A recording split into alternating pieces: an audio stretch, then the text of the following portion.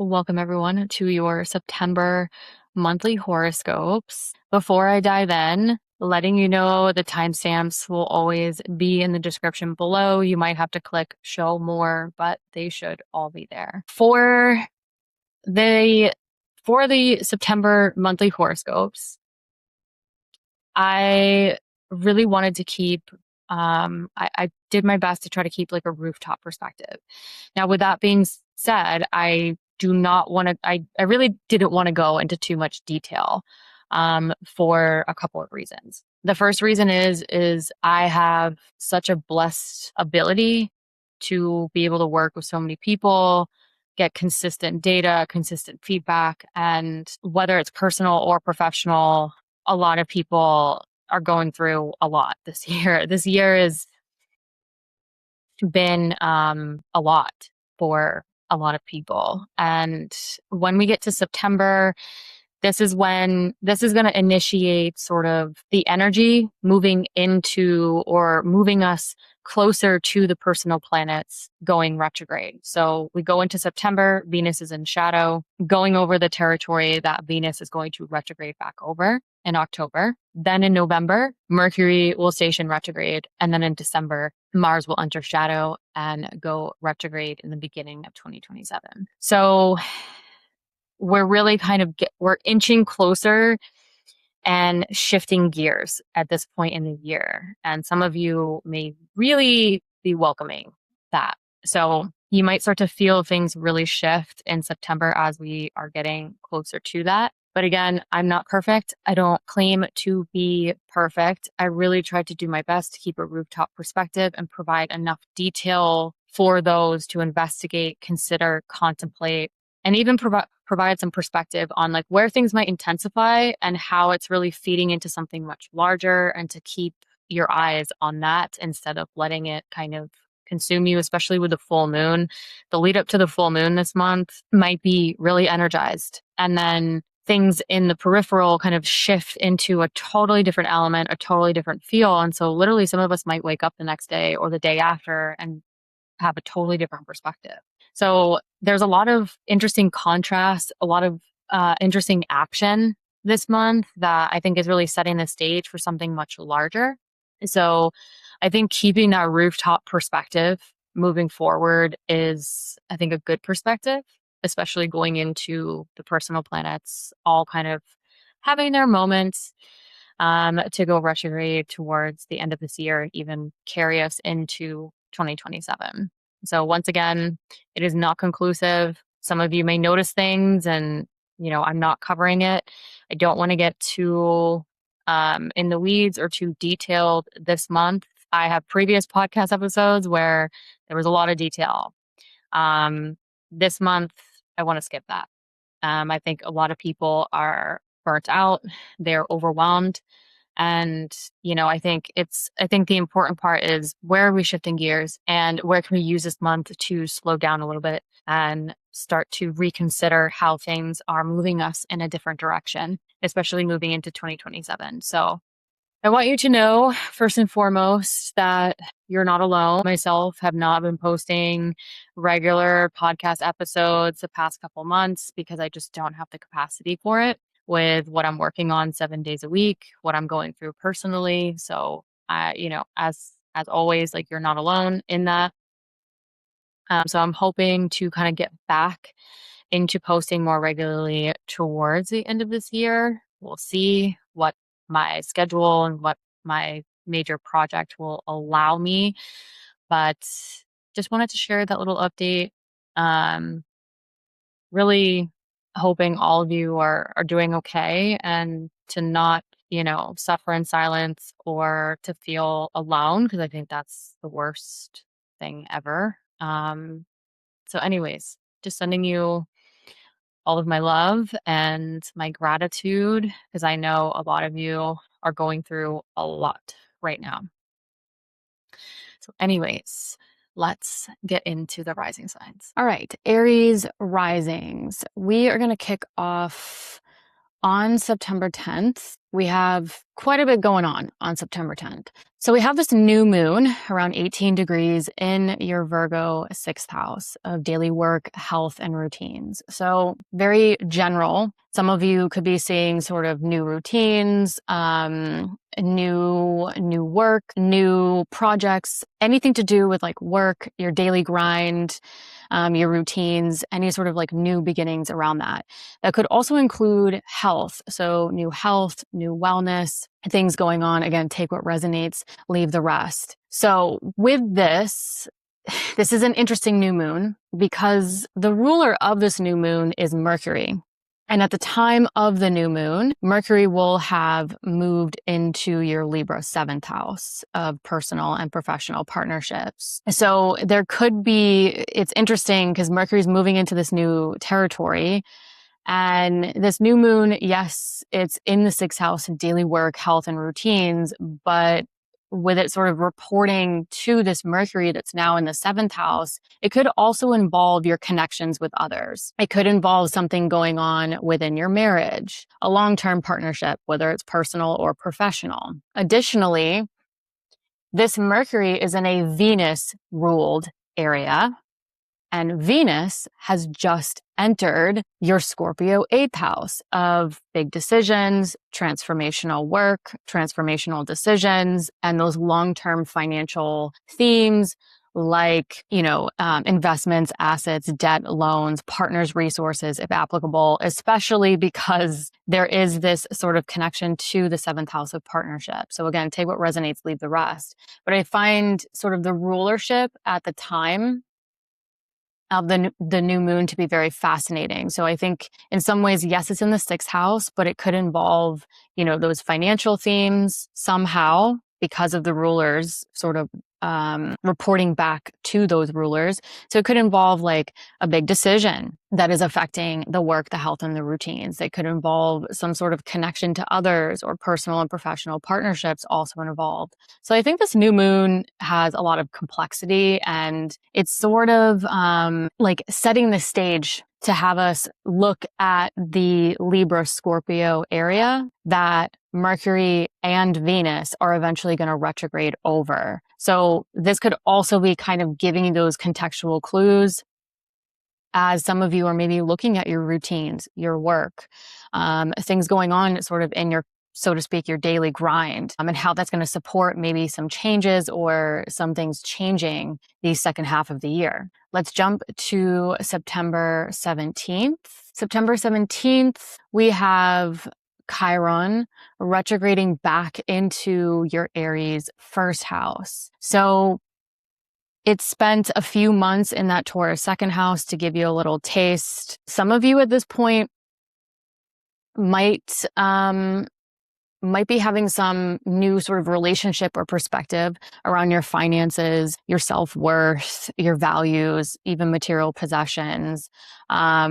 Some of you may have gotten like a taste the past couple months on sort of how you want to redefine or change your relationship to your finances, your self-worth, et cetera, et cetera. So Chiron's just going to finish up in that Aries 1st house. Again, nothing really new with that. Chiron has been in your Aries 1st house for many years. And so it's really just finishing up its transit there. So you might see some residual stuff with that. But again, just something to kind of consider with it backing out of your Taurus 2nd house. Let's jump to September 26th, where we get to the full moon. So September 26th, we have this really interesting full moon at 3 degrees of Aries, which it's in your 1st house of self, the physical body.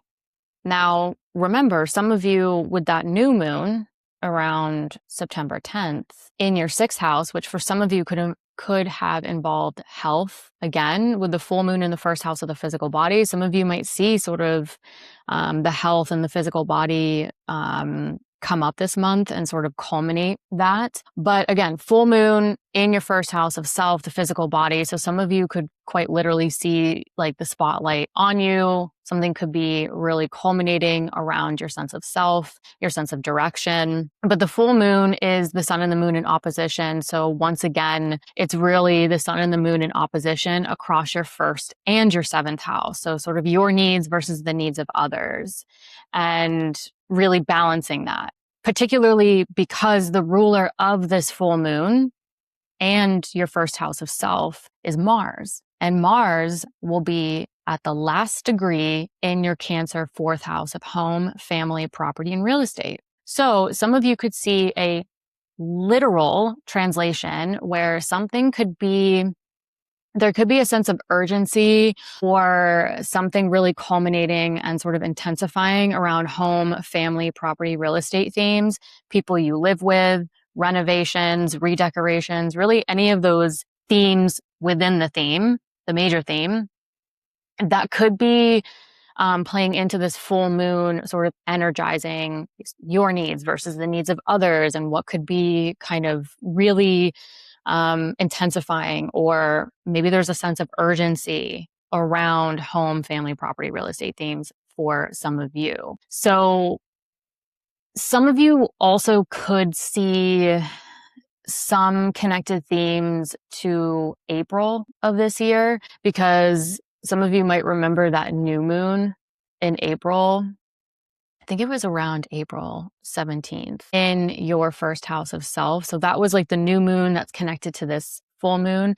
So some of you may see some sort of residual themes or connected themes to something that was playing out in April that now could be culminating around this time. But I think more specifically, it's very fascinating that the ruler of this full moon is in Cancer at 29 degrees, the anaretic degree, the sense of urgency, and it's Mars. And Mars is also by essential dignity in fall. So it's kind of, there's like this sense of being in a foreign country and not speaking the language. So some of you might be taking action in sort of alternative ways or in ways you've never taken before. But again, I don't want to get too in the weeds about this, but I just think that that full moon is very interesting. Yeah, that's all I want to say about that. I don't want to get too super detailed this month because again, this is where things start to shift. So I think in some ways it's important to just pay attention to the themes, the contextual clues. And then as we get a little bit deeper, that's when you can start to get maybe a little bit more clarity around what it's going to actually mean for you. So let's jump to the following day. On September 27th, let me get the hour to bump this up. So on September 27th, that's when Mars finally enters your Leo fifth house of joy, creativity, self-expression, also children, if applicable to you. So Mars enters Leo, and this is where Mars will start to trine and sextile the area that full moon was in. So the days leading up to the full moon, again, the days leading up to the 27th, even the day of the 27th with Mars at that 29th degree, some of you might feel that intensity, especially that energy of that full moon. But once Mars enters Leo, I think this is where things shift.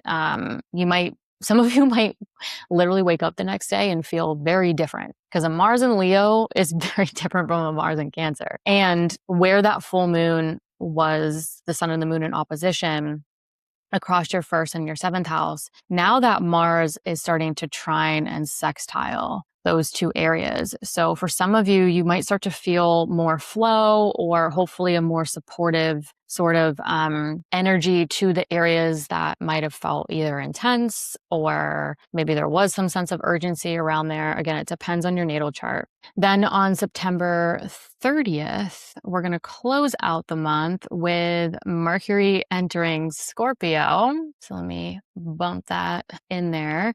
So Mercury on September 30th will move into your Scorpio 8th house. So transformational work, think transformational decisions, long-term financial themes, investments, assets, debt, loans, also partners' resources, if applicable, It could be personal or professional partnership resources, by the way. But one thing I want to mention about this is that as soon as Mercury enters the Scorpio 8th house, it's going to immediately start to square that Mars in your Leo 5th house, which is also starting to include Pluto in your Aquarius 11th house of long-term goals, personal and professional social network. So this Mercury is actually starting to technically apply to a T-square with Pluto and Mars. T-squares can be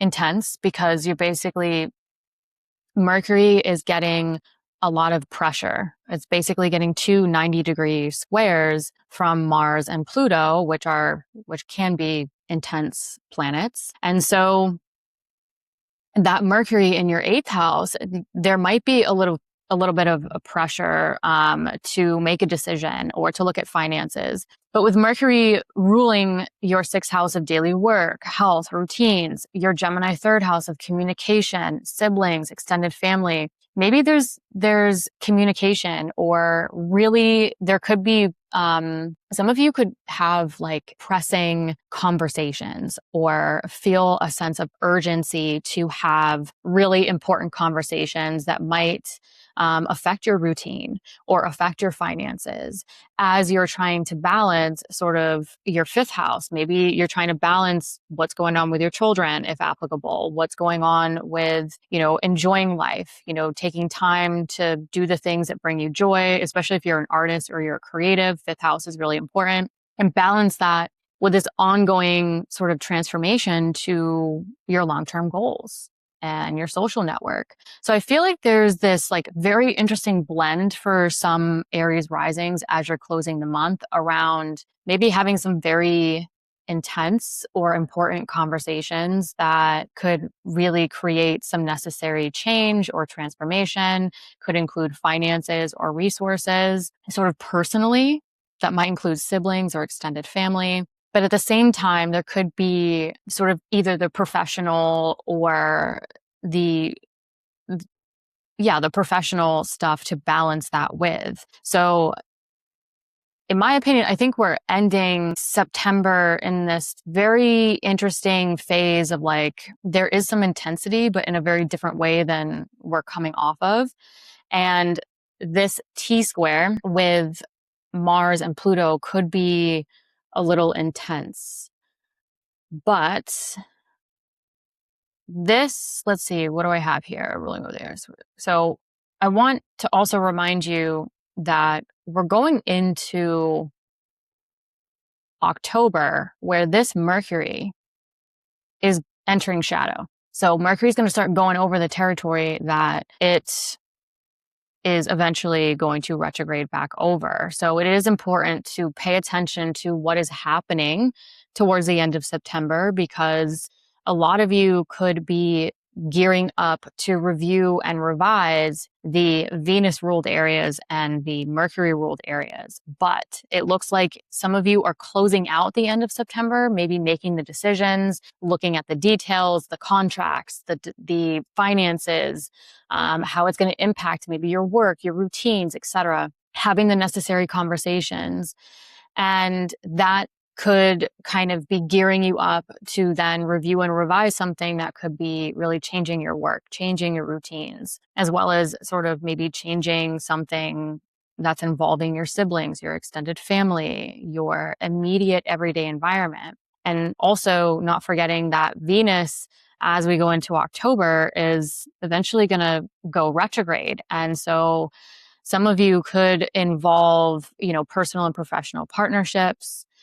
Venus rules your 2nd house of earned income and self-worth. So those are adding even more additional financial themes that some of you could be reviewing and revising with what is playing out in September. So September seems like it's a month where there's a lot of contextual clues building. I think it's an important month to pay attention to the details of what is sort of transpiring, because it's setting us up to review and revise the Venus ruled areas and Mercury ruled areas that I just covered. All right, Taurus Risings kicking off on September 10th. We have the new moon around 18 degrees in your Virgo 5th house of joy, creativity, self-expression, children, if applicable to you. So some of you could be initiating maybe a new chapter you really want to unfold over the coming months around themes that might involve children, again, if applicable to you, creative projects, artistry, self-expression, maybe incorporating more romance, more joy, again, heart's desire. What's specifically interesting to me about this new moon is that the ruler of this new moon is Mercury, and Mercury at the time of the new moon pushes in to your Libra 6th house of daily work, health, and routine. So regarding those 5th house themes of children, creativity, self-expression, joy, romance, whatever it may be, again, it's the place of joy.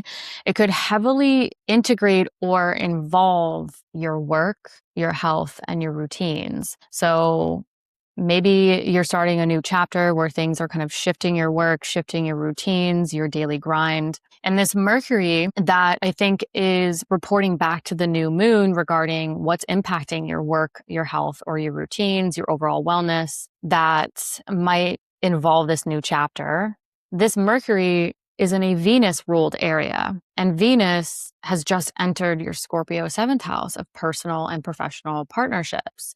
So some of you could see this very personally, especially if you're married or you're in any long-term sort of personal partnership with someone. You could see some new chapter around those 5th house themes of children, creativity, self-expression, joy, romance, that yes, might be involving sort of like your routines, your work, your health, but somehow also connecting to, with who's reporting to who.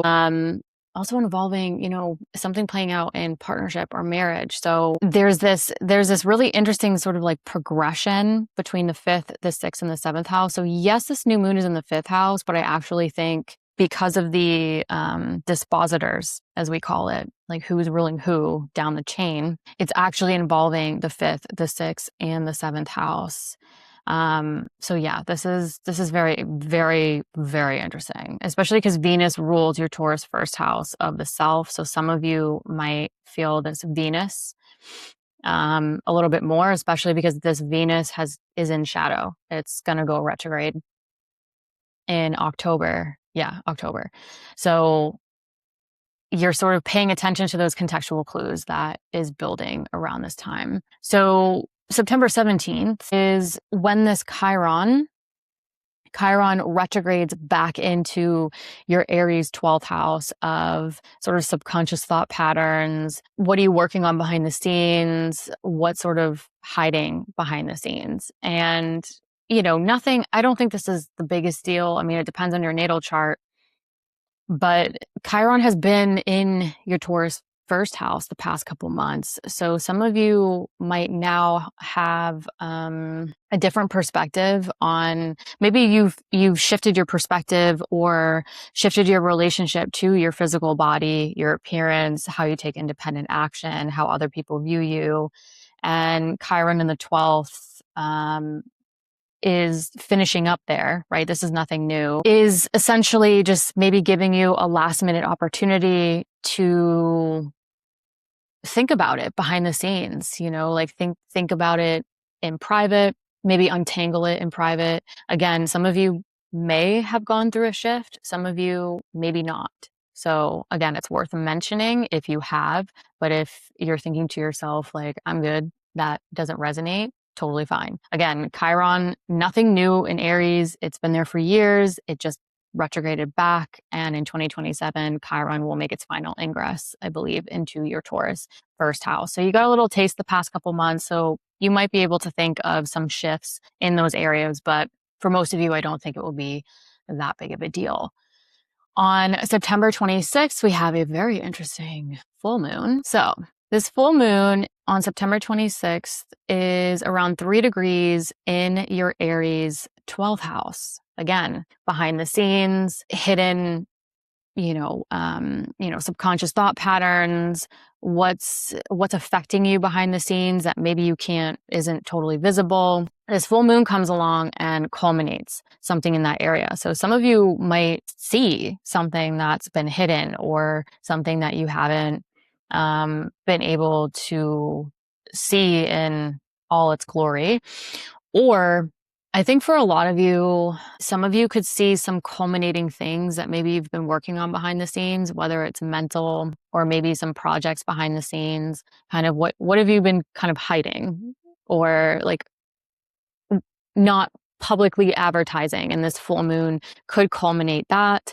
The full moon in the 12th, pay attention to your dreams, pay attention to your sleep schedule. And because it's the sun and the moon in opposition, it's also involving your 6th house of daily work, health, and routines, in my opinion. So something could be really also heavily involving sort of your work, your coworkers, your daily grind, your health, your wellness, and your routines. And this full moon could really kind of energize and amplify the need to balance, your time alone versus your daily grind, your sleep versus, your physical health versus your mental health for some of you.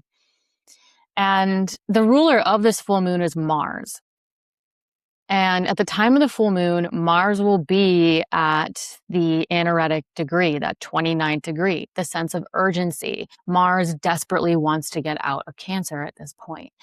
And so this full moon is already energizing. Most of us know around the full moon, we can feel it. And with the ruler of the full moon at that anaretic sense of urgency, last degree, that could contribute to that feeling. But Cancer is your 3rd house of communication, siblings, extended family. So this could be as simple as there's a lot going on with your 6th house, your daily grind, your routines, your work. And maybe some of you, there's also like maybe a lack of sleep, or there's a lot going on behind the scenes. And Mars in the 3rd house might be sort of intensifying something in your everyday environment that could involve like siblings, extended family, short distance travel. So for some of you, this could be very sort of mundane, like everyday, like stress, trying to balance it all. And then for some of you, it could be a little bit more. Mars does rule your 7th house of personal and professional partnerships. So some of you, there could be something intensifying in your marriage, personal and professional partnerships, and you're like, I gotta work, I gotta balance my routines, like my health, my vitality, my sleep. So I think for a lot of Taurus risings around this full moon, it just might be busy in one way or another. The next day on September 27th, we have Mars entering your Leo 4th house of home and family, property, and real estate. So the full moon could be culminating something that also involves home, family, property, and real estate. Again, that could overlap depending on your chart, depending on where your IC is, could involve like the siblings, the extended family. So FYI. But a Mars in Leo is a very different feel from Mars in Cancer. So the thing that I like about the Mars transition into Leo is that Mars will start to trine and sextile the area that the full moon was in. So some of you, depending on your natal placements, you might start to feel some flow or some sort of opportunity, hopefully flow in the right direction. The dissolution of obstacles after that full moon maybe intensified something or brought something up. Again, it is totally dependent on your natal chart. This is not conclusive. But I think Mars going into Cancer, I think one of the positives for some of you is that it will sort of trine this Aries 12th house and sextile this Libra 6th house. So hopefully it can start to kind of soften any intensity that some of you may have felt leading up to that full moon. And then I want to close the month out on September 30th when Mercury moves into or ingresses into your Scorpio 7th house of personal and professional partnerships, including marriage, if applicable. And so this Mercury entering Scorpio is going to apply to a T-square to Mars and Pluto. So as soon as Mercury enters your Scorpio 7th house, it will start to apply to a square with Mars in that 4th house of home, family, property, and real estate. Now Mars rules over the area of Scorpio, where Mercury just entered. So Mercury not only squares this Mars, but Mercury is actually reporting to Mars. So this just tells me this square to Mars might heavily involve the home, the family, connections to others, marriage, personal partnership, things kind of building, taking action in that area for some of you. But Mercury will also be applying to a square with Pluto in that 10th house of career, business, public recognition, what brings you fulfillment. So there's a lot of pressure on this Mercury in that Scorpio 7th house to take action, and maybe taking action to balance like what's going on foundationally, what's also things you need to take care of regarding the career, or what brings you fulfillment. And, this Mercury rules this 2nd house of earned income and self-worth. So the action might also involve financial themes that might be playing out within personal and professional partnerships. Mercury also rules this Virgo 5th house. So for some of you, if you have children, it could also involve, taking action that also impacts your children, impacts your creative projects, your artistry, and what brings you joy. So we're kind of closing out September with Mercury in October, moving into shadow. Venus is gearing up to go retrograde as we go into October. So this T-square is really fascinating to me as we close out September, because it's, I think, the opportunity to really take action to create, tangible change. But at the same time, it's kind of involving the two planets that are either in shadow, eventually entering shadow, going retrograde. And so whatever it is, it could be the lead up to what you could eventually be reviewing and revising regarding those Venus ruled areas and Mercury ruled areas. So some of you could be kind of taking action and gearing up to eventually review and revise your work, your health, your routines, your physical body, how you want to take independent action, and then those Mercury ruled areas. So your 2nd house of earned income, gearing up to review finances, budgets, self-worth, that could be entangled in the situation unfolding, as well as Mercury ruling that 5th house. So maybe it's impacts to your children or children in your lives, if applicable, creativity, self-expression, all of those things. Gemini risings on September 10th. You'll have the new moon around 18 degrees landing in your Virgo 4th house of home, family, property, and real estate. So some of you could be entering a new phase, starting a new project at home, relationships with family. Again, even think of those smaller themes within the larger theme. So like renovations, redecorations, people you live with, anything along those lines that you maybe want to unfold over the next couple of months. Or maybe eclipse season, the past months brought up a lot, and now you're starting sort of a new chapter around what emotionally and physically supports you after what has transpired. The ruler of this new moon is Mercury.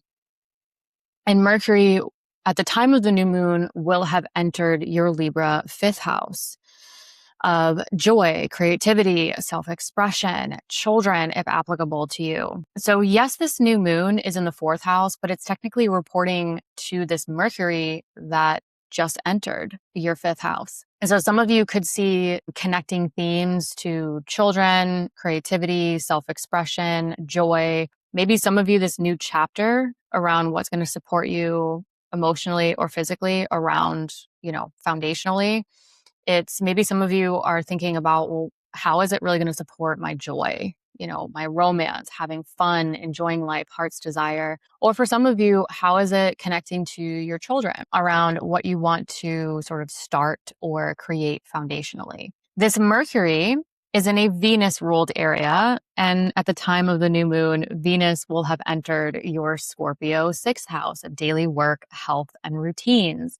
So this new moon, maybe not directly, but consequently, is that a word? I don't know. You know what I mean, is also involving your work, your daily grind, your routines, your wellness. So some of you might also be thinking, how is this going to support my work? How is this going to support my health, my wellness, my routines? So this new moon is not just in the fourth house. I actually think it's including fifth and sixth house themes for Gemini risings that could, for a lot of you, could be very foundational. Like what is going to support me foundationally, but also really support those fifth house themes, really support those sixth house themes as well. Okay, moving on. Let's jump to September 17th when we have Chiron retrograding back into your Aries 11th house of friends, groups, communities, long-term goals. Nothing new. Chiron was there for years. It's just going back into this area to finish up. But some of you might have felt a little different about your subconscious thought patterns, how you work behind the scenes. You might have been really kind of the past couple months with Chiron being in your Taurus 12th house. Some of you may have started to feel the initial effects of maybe changing your relationship to your thoughts, your subconscious thought patterns, your sleep, solitude, and, noticing that. Again, take what resonates, leave the rest. Jumping to September 26th, we have a full moon around 3 degrees in your Aries 11th house of friends, groups, communities, and long-term goals. But the 11th house could, depending on your natal chart, it could be professional. So like professional social networks, long-term goals, dreams, aspirations. And so this full moon in Aries around 3 degrees could really be culminating something around a goal, a dream, an aspiration. Could be also creating a lot of energy within your personal and professional social networks, friends, groups, communities. But the full moon is the sun and the moon in opposition. And so we also want to consider that it's in opposition to the sun in your fifth house. So some of you could also, the fifth house is the place of joy. So some of you could also be considering, what brings you joy, your creativity, your self-expression, to what is culminating around this time. What's very interesting about this new moon, particularly because it's in the 11th house, so some of you it could be career related, is that this full moon is connected to the Aries new moon that happened in April of this year.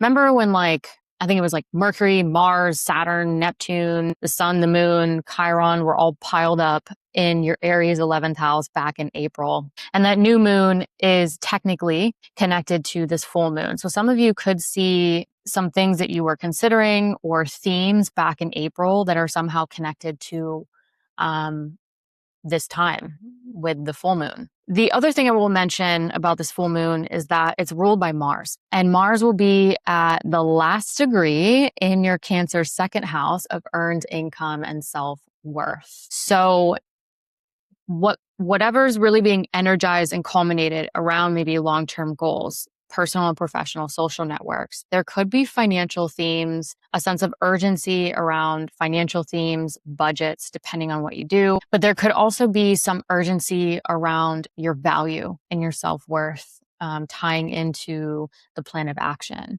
So just being aware of that, Mars being at that 29th degree, ruling over this full moon, which is already a time of, a lot of energy culminating. The ruler of that full moon being at the anaretic degree could contribute to more intensity, for better or worse, or a sense of urgency. And with it being in the second house, I think this could be a really good time to really anchor yourself into your value, your self-worth, and what is ultimately going to support your finances, your financial budget, all of that. However, on the next day, on September 27th, let me get this to the hour. So on the next day on September 27th, Mars then ingresses or moves into Leo, What's interesting about this is a Mars going from a water sign to a fire sign, very different energy. The other thing I like about this for Gemini risings is that Mars will start to sextile or create a little bit more harmony or opportunities. I mean, opportunities that aren't going to happen, you have to take them, but it's going to start to form that sextile to your first house of self. And Mars will also start to sextile your 11th house of long-term goals, personal and professional social network. So zooming out a little bit, the full moon was the sun and the moon in opposition across your Libra Aries axis. Okay. Now, when Mars enters your Leo third house, it will start to sextile and trine that axis. So creating flow, hopefully dissolving obstacles for better and creating some more harmony or more opportunities to the area that might have been intense, or maybe there was some urgency or there was a lot of pressure to maybe finish something or culminate something, whatever it may be. Mars moving into your Leo third house of communication, technology, siblings, extended family. Again, like all the people, places, and things within your everyday environment, including short distance travel, could start to heat up. Again, Mars, in my opinion, prefers to be in fire signs because fire moves rapidly. Mars is the planet of action. So you might feel that transition from the water to fire quite intensely for some of you, depending on your natal placements. So just be aware, leading up to the full moon, you might feel one way. And then after the full moon, when Mars moves into your Leo third house, the full moon starts to dissipate. You might feel differently the next day. Ending the month on September 30th, we have Mercury moving into or ingressing into your Scorpio sixth house of daily work, health, and routines. So also consider when Mercury enters your Scorpio sixth house, it's going to start to immediately square Mars in your Leo third house of communication and Pluto in your Aquarius ninth house of growth and potential. Those growth and potential themes could be career related, but it could also involve any themes regarding teaching, publishing, travel, spirituality, truth, belief, higher knowledge, continuing education. And so Mercury's in this T-square, or starting to apply to this T-square with Mars and Pluto as we close out September. So Mercury could have a lot of pressure to act, right? Square aspects are action aspects. And Mercury is getting two squares from rather intense planets. And Mercury also rules your first house of self, physical body, how you take independent action. So a lot of Gemini risings, you might feel this quite personally. You might really, things might be playing out with your work, your coworkers, your routines, maybe even health, wellness routines that you feel personally, you feel you have to take action. Like there could be a lot of pressure for you personally to take action regarding those things, to maybe balance out, what's going on in your everyday environment versus the overall growth and potential, the bigger picture you also have to integrate and focus on around this time. It could be work related with Mercury in a work house, and some of you might have your midheaven in your Aquarius ninth house, which could amplify sort of those work and career themes for some of you. But again, not getting too in the weeds. Mercury also rules your Virgo fourth house of home, family, property, and real estate. So some of you could also be taking action around something foundationally to also help balance out or, create change or necessary change to what needs to change. And just consider, as you are closing out this month, really paying attention to some of these themes as their contextual clues, because as we get into October, this Venus is going to turn retrograde. So you could be really reviewing and revising what you've been working on behind the scenes, or what's been impacting you mentally, as well as reviewing and revising maybe Some of you may want to shift, your relationship to what you love and value around what brings you joy, your creativity, your self-expression. Some things to think about as you close out September and move into October. And then also start considering sort of maybe your more of that foundation, the emotional and physical foundation that is going to support your physical body, but also support sort of the work that you want to do, maybe some of the roles you want to take or be known for, as well as, some of you could also be thinking about like your health and your vitality with Mercury in that sixth house and Mercury ruling that first house of the physical body. So I think some Gemini risings, you might have a lot to think about as things could be really kind of shifting into a totally different energy compared to the first half of the year. And just really considering, I think Venus is the first to go retrograde. So some of you might be really gearing up to review and revise what you're working on behind the scenes, what's mentally impacting you. That could involve either like your health, your vitality, so mental and physical health, or, how your work routines, relationships with colleagues or coworkers could be shifting or changing for some of you as well. So again, take what resonates. Hello, Cancer risings. We are going to start on September 10th when you have a new moon around 18 degrees in your Virgo third house. Now, the third house is interesting because it could be professional for some of you, especially if you work in communication fields, technology, transportation, but it's also a very personal house, right? Those people, places, and things within your everyday immediate environment. Siblings, extended family, neighborhood, community, short distance travel. So some of you could really see those generalized themes be implemented into a new chapter, a new goal, a new project, whether it's involving those professional themes or it's more personal every day. Some of you might have your natal icy angle around this area in your Virgo third house. That means it's probably going to involve more of the home, family, property, real estate themes. Again, if you know your natal chart. If you don't worry about it. But what's interesting about this new moon is that it's ruled by Mercury. And at the time of the new moon, Mercury will have moved into your Libra fourth house of home, family, property, and real estate. So regardless of where your IC is in your natal chart, I think this could be a new chapter that's directly involving home, family, property, real estate themes, or impacting those home, family, property, real estate themes. This Mercury is in a Venus ruled area. And that means Mercury is reporting to Venus. And at the time of the new moon, Venus will have shifted into your Scorpio fifth house of children, if applicable to you, creativity, self-expression, romance, your heart's desire, joy. So even though this new moon is in that third house, I think if you look at the dispositors, right, the chain of command or the chain of rulership, it's really also playing a part or impacting the home, family, property, real estate, as well as the fifth house themes of children, if applicable.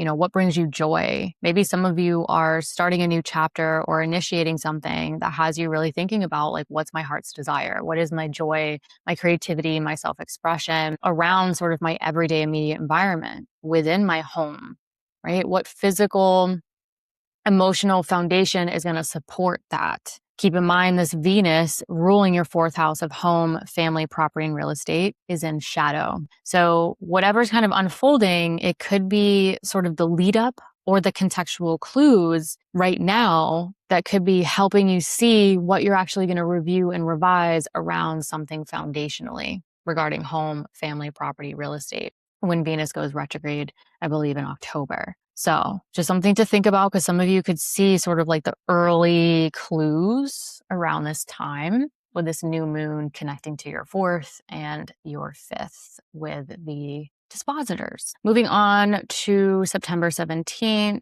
September 17th is when Chiron retrogrades back into your Aries 10th house of career, business, public recognition, or what brings you fulfillment.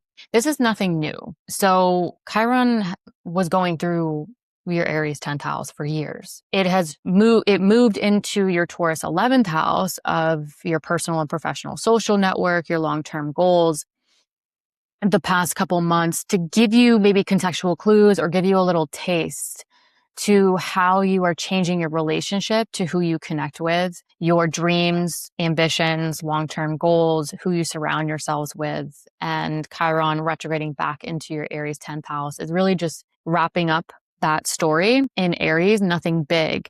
But because Chiron has moved out of that Taurus 11th house, some of you might start to see or contemplate how you have changed your relationship to who you want to surround yourselves with, your community. What has changed in your community? How has that impacted your long-term goals, your dreams, your aspirations, that you'll be able to revisit and continue that journey as you get into 2027 when this Chiron eventually makes its final ingress into this 11th house area. Moving on to September 26th. September 26th is the full moon around 3 degrees in your Aries 10th house of career, business, public recognition, or what brings you fulfillment. So this full moon has a couple interesting things. The first is I want you to think back to April of this year when there was the new moon in this 10th house area of your chart with, I think it was like Mercury, Mars, Saturn, Neptune, the sun and the moon, and Chiron all piled up here back in April of this year. That new moon is technically connected to this full moon landing here. So some of you might have seen like something culminate or really build over the past 6 months that could have heavily involved career, business, public recognition. And that could be culminating something along those lines. But also how the full moon in the chart is the moon and the sun in opposition. So with full moons, I always consider the opposite house. And for you, that is that 4th house of home, family, property, and real estate. So really sort of balancing what you need foundationally that's going to support the career or what brings you fulfillment and vice versa. It could be some things that really come up around this time. The really important thing involving this full moon, in my opinion, is that this full moon is ruled by Mars. And Mars will be at the anaretic degree, the last 29th degree in your Cancer first house of the self, the physical body, how you take independent action. So some of you regarding maybe like something foundationally, something with career, what brings you fulfillment, there could be this sense of urgency that you feel personally, right? It's in your first house, Mars at the anaretic degree in your first house. So you could feel that,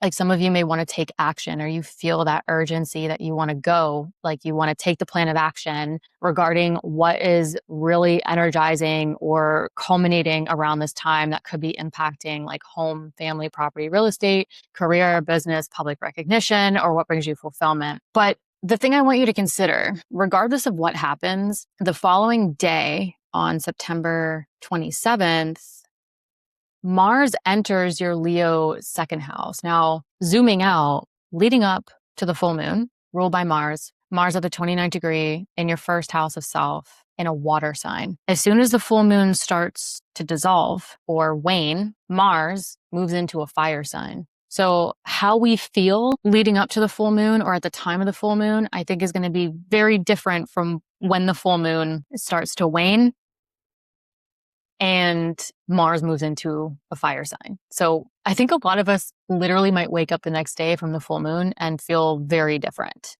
But I also want you to consider that Mars moving into your Leo 2nd house, this could really start to heat up your self-worth, your value, your finances. So when Mars is going through the 2nd house, sometimes what I've noticed over the years, some of you might be making more money, but also spending more money. So being aware of like financial exchanges, plan of action, around finances, but also your self-worth, your value.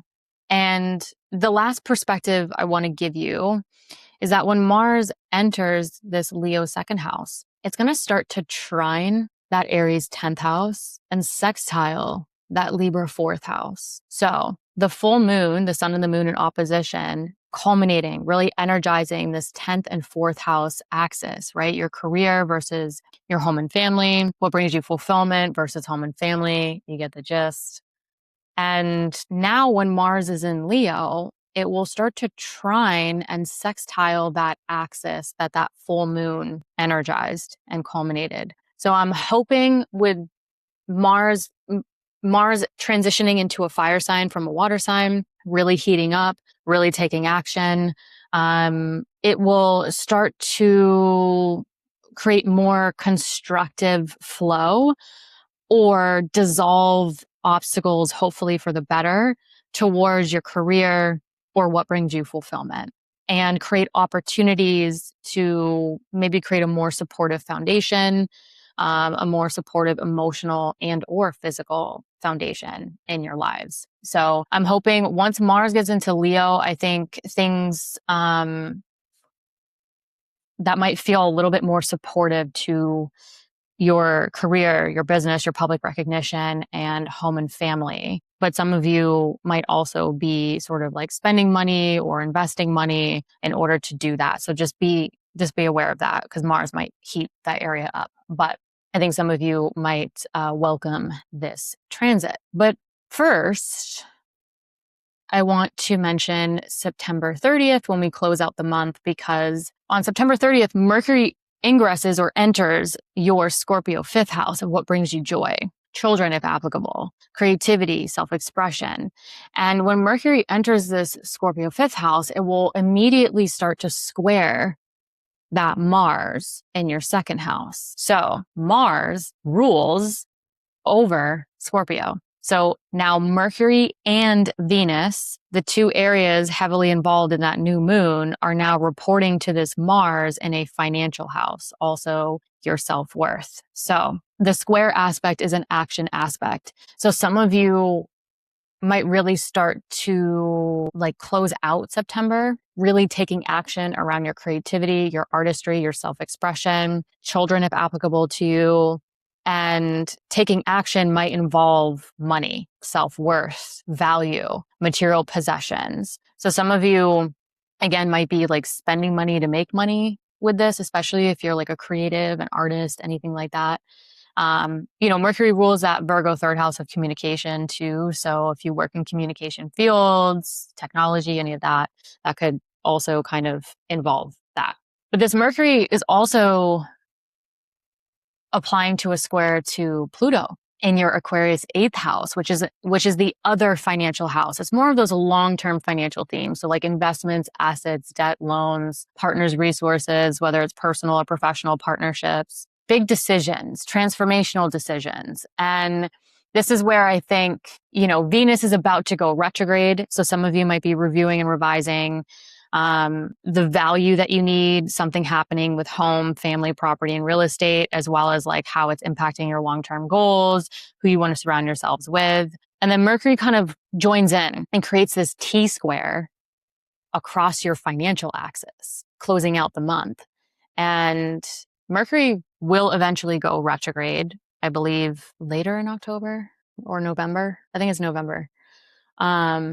It's November. So this T-square, there's a lot of pressure on that Mercury to act. And with Mercury ruling your third house of like those people, places, and things within your everyday environment, again, it could be home or family related. And Mercury also ruling this Gemini 12th house of what are you working on behind the scenes? What's impacting you behind the scenes? What are the subconscious thought patterns playing into this time for some of you? There's a lot of pressure, I think, mentally, but also maybe how you're communicating it, exchanging information to take action regarding some budgets, finances, self-worth, partners resources, For some of you, it could be less financial and it could be more of like having to make a big decision regarding what's playing out around this time. That could be kind of gearing up for you to review and revise behind the scenes, review and revise with siblings, extended family, or sort of those people, places, and things within your everyday environment. But I think something to consider, whatever action you're taking could somehow, for some of you, also be playing into what you might be reviewing and revising around home, family, property, real estate themes, and how it can be sort of more supported or create more value to your long-term goals and who you want to surround yourselves with. Hi, Leo Risings. How are we feeling? How are we doing with Mars in the 12th, especially Mars and Cancer in the 12th? How are we sleeping? Are we taking care of ourselves? It can be a lot right now. I'm recording this as Mars has just entered my Cancer 12th house. And yeah, it's an interesting one. So I'm going to kick off on September 10th with this new moon around 18 degrees in your Virgo second house of earned income and self-worth. So some of you could be, generally speaking, new chapter around finances, financial budget, self-worth. Some of you, you're coming off of an eclipse season where the new moon solar eclipse was in your Leo first house. So some of you might have seen some things happen, some things to unfold, and maybe some of you are kind of shifting your budget or your finances to support whatever has changed quite a bit. For some of you, again, take what resonates, leave the rest. But this could just generally be just like a welcomed chapter around, what financial future, self-worth, value is going to support you, support your daily work, your routines, career, etc. So again, because it's trining those areas. But more specifically, the ruler of this new moon is Mercury. And what's interesting is at the time of the new moon, Mercury ingresses or moves into your Libra third house of communication, exchanging information. So the third house is interesting because for some of you, it might be professional because you might work in communication fields, or you might work in transportation or technology or short distance travel. So some of you, it might be those themes to pay attention to that could be connected to this new moon because Mercury rules over this new moon. It has just entered your third house. So it's sort of a little suspicious to me where I'm like, okay, what is Mercury connecting here? Now, some of you, it could be personal. So the third house is also like siblings, extended family, your neighborhood, your community. So that new moon, whether it's like self-worth, your value, finances, it could be tying into something playing out with siblings, extended family, your neighborhood, short distance travel. And then the Mercury is in a Venus ruled area. And at the time of the new moon, Venus will have entered your Scorpio fourth house of home, family, property, and real estate. So this new moon in a financial house, even though it's not directly connected by aspect or, this new moon is in a Mercury ruled area. When you look at the dispositors, right? Mercury, this new moon is reporting to Mercury. Okay, well, Mercury is reporting to Venus. Venus is in the fourth house of home, family, property, and real estate. So this new moon, even though it's in the second house, I actually think for some of us, it's involving potential home, family, property, real estate themes, things going on in your everyday environment that you may need to deal with as well. That's all kind of coming back to this new beginning or new something around your finances, your budget, your self-worth that you could be working with over the next 6 months or so. All right, moving on to September 17th. Sorry, I'm a little congested right now. Excuse me. September 17th, Chiron retrogrades back into your Aries ninth house. I don't think this is the biggest deal. However, for the past couple of months, Chiron was sort of giving you those contextual clues or a feel for how some of you might start to redefine your relationship with your career, your business, your public recognition. And now that Chiron has retrograded back into Aries, where it's not the biggest deal. Chiron Chiron was going through your Aries ninth house of growth and potential. That could be career related for some of you for years. But I wanted to point this out because some of you, now that Chiron has retrograded back into Aries, you might start to see like, oh, I've changed my connection or my relationship to what feels fulfilling to me, my career. Now, as an example, I'm a Leo rising myself. The past couple months with Chiron in my 10th, I have definitely felt, I mean, again, I've been working 7 days a week on a massive project that is definitely going to change my relationship with my business, my career. And it's terrifying. It's absolutely scary. But I just feel like I have to do it. You can't really explain it. So there is that Chiron kind of like woundedness in there. So some of you might really be kind of seeing that shift or that change. And Chiron is going to finish up the transit in your Aries ninth house. And in 2027, eventually make that final ingress into your Taurus 10th house, where a lot of us are going to revisit those potential feelings. Now, again, take what resonates, leave the rest. Some of you might be like, I'm totally fine. I didn't experience any of that. It's all good. On September 26th, we have this really interesting full moon around 3 degrees in that Aries ninth house. So when I say growth and potential themes regarding the ninth house, those could involve themes such as like publishing, teaching, higher knowledge, continuing education, spirituality, really those like bigger picture things in life, or the things that really provide growth and potential.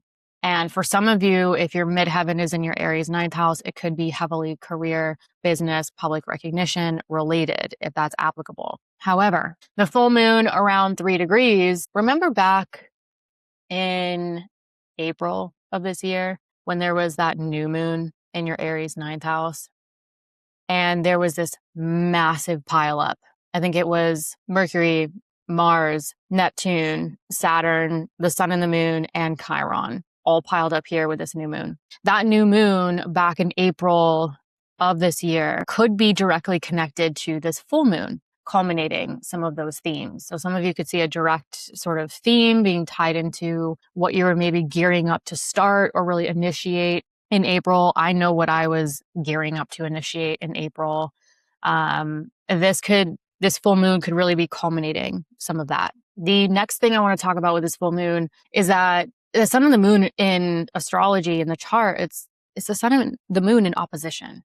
And so we also have to consider the third house, what is culminating or really sort of like coming to life or being energized around your overall growth and potential. That could be career related or impacting this area. Also pay attention to any natal placements you have around 3 degrees in Aries, because those natal placements are also going to tie in additional rulership themes to what could be culminating with this full moon. But you also want to think about like how this full moon might be impacting your immediate environment, your communication, what's going on in your neighborhood, your community, sort of those people, places, and things within your everyday environment.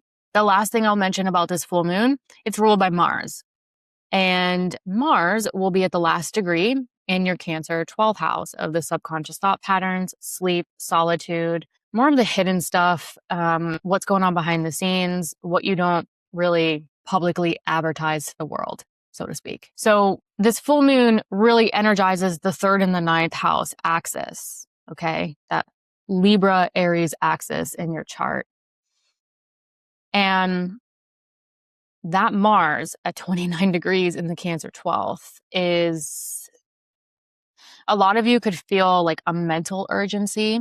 Some of you could just feel mentally drained. Some of you could be just done with the Mars and Cancer transit. Some of you might be really ready for Mars to enter your Leo first house of self, where your plan of action, your desires, your ambition can become more visible to you. Either way, this full moon already energizing the 3rd and the 9th house axis, those themes that I discussed with Mars at the 29th degree in your Cancer 12th house, could really sort of amplify that sense of urgency, or just like, I want to get this thing done. I want to culminate this thing. I got to get it done. I got to get it done. Or I got to go, go, go.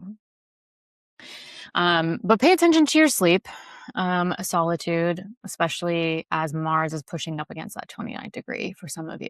The following day, on September 27th, Mars finally enters your Leo first house of self, the physical body, how you take independent action. And this is where some Leos might start to feel a little bit better. Mars is out of the 12th in its place of fall by essential dignity. Some of you might literally feel the shift, right? I want to point out that full moon across your 3rd and your 9th was already potentially intensifying your daily environment, those growth and potential themes that could be career related for some of you. Then Mars was in a water sign at the anaretic degree, that 29th degree. The following day, the full moon starts to wane. It starts to dissipate. Mars enters a fire sign. So it goes from water to fire. A lot of us might really feel that shift, especially Leo risings, because it's going from a very behind the scenes sort of mental area, subconscious area, to the first house of the physical body, a very visible area for Leo risings. That's very personal. So you could feel that transition with Mars. Also keep in mind that when Mars enters your Leo first house, it will start to trine your Aries 9th house of growth and potential. Again, reminding you, could be like publishing, teaching, long distance travel, spirituality, continuing education, higher knowledge, any growth and potential themes that could be like providing that bigger picture or growth and potential to your lives or your career, depending on your natal chart. And also when Mars enters your Leo first house, it will start to sextile, again, creating potential opportunity. Opportunity you have to take, but opportunity. A little bit more of a friendlier aspect to your Libra 3rd house. So the days leading up to the full moon look a little intense, look like a lot of opportunity for intensity, a sense of urgency, maybe even a little exhaustion with Mars at the 29th degree in that 12th house. And then it's like the day after that full moon starts to dissipate, Mars moves into your first house of self, it's in a fire sign, and it starts to trine and sextile where that full moon was amplifying that Libra Aries axis in your chart. So I'm hoping that helps dissolve the obstacles or creates a little more, opportunity or just more flow to the area that had maybe a lot of intensity going on there. When we close out the month, September 30th or the lead up to September 30th is also very important because this is when Mercury will enter or ingress into your Scorpio 4th house of home, family, property, and real estate. So soon as Mercury enters your Scorpio 4th house, it will immediately apply to a T-square to Mars and Pluto across your 1st and your 7th house axis. You versus the others. You versus your personal and professional partnerships. And there is a lot of pressure building as we close out September on that Mercury to act. Mercury is getting 2 squares, 2 90-degree angles from Mars in your 1st house and Pluto in the 7th. So you might see this play out between you versus sort of like a long-term partnership, marriage, professional partnerships, and its impacts to maybe something playing out around home, family, property, and real estate themes. But Mercury rules that Virgo's 2nd house of earned income and self-worth. So how you take action, it might create new outcomes or new outcomes that you're going to eventually review and revise once you get into November and Mercury goes retrograde. New outcomes to budgets, finances, self-worth. Mercury also rules as Gemini 11th house of friends, groups, communities, long-term goals. Again, for some of you, this could be professionally related with professional social networks, long-term goals, where taking action around maybe a home and family situation that's impacting your plan of action, or something that maybe needs to change with connections with others or partnerships, or maybe it involves a partnership and that's having you directly involved and its impacts to something foundationally. Either way, wherever you're taking action, it could help create new outcomes to finances, to self-worth, long-term goals, who you want to surround yourselves with. But just keep in mind that this Mercury will eventually go retrograde once we get into November. So again, things might change down the road, but this T-square is angular in your chart, right? Fourth house, first, seventh. And so a lot of Leo risings might see this very visibly around this time. Also keep in mind, as we close out September, this Venus, as we get into October, is going to station retrograde. Venus rules your 10th house of career, business, public recognition, as well as your 3rd house of communication, exchanging information, those people, places, and things within your immediate everyday environment. So whatever actions being taken that for some of you could involve like a home, family, property, real estate situation, some of you, that might quite literally be gearing you up for the Venus retrograde, where you're going to be reviewing and revising its impacts to your career, your business, your public recognition, and sort of your everyday immediate environment. Hi, Virgo risings. Kicking off on September 10th with this new moon in your 1st house of self. So this new moon will be around 18 degrees in your Virgo 1st house of the physical body, the self, how you take independent action. So this new moon could be sort of some new beginning around your physical body, around your appearance, how you want to take independent action. But more specifically, the ruler of this new moon is Mercury. And at the time of this new moon, Mercury moves into your Libra 2nd house of earned income and self-worth. So this new moon could be very personal to Virgo risings, but it could also involve finances, financial budget, self-worth, value as well, kind of integrated or tying into this new beginning that you really want to kind of step into that could play out ultimately for the next 5 or 6 months. The other interesting thing is that this new moon is, yes, reporting to this Mercury in your Libra 2nd house, but now this Mercury at the time of the new moon is reporting to Venus that also just moved into your Scorpio 3rd house at the time of the new moon. So at the time of the new moon, Mercury and Venus are shifting into new areas. And when you look at the dispositors, or sort of like the chain of command, like who's reporting to who is the landlord of this, right? We see that it's this new moon is actually integrating not only your 1st, but your 2nd and your 3rd. So there could be some 3rd house themes around communication, exchanging information, short distance travel.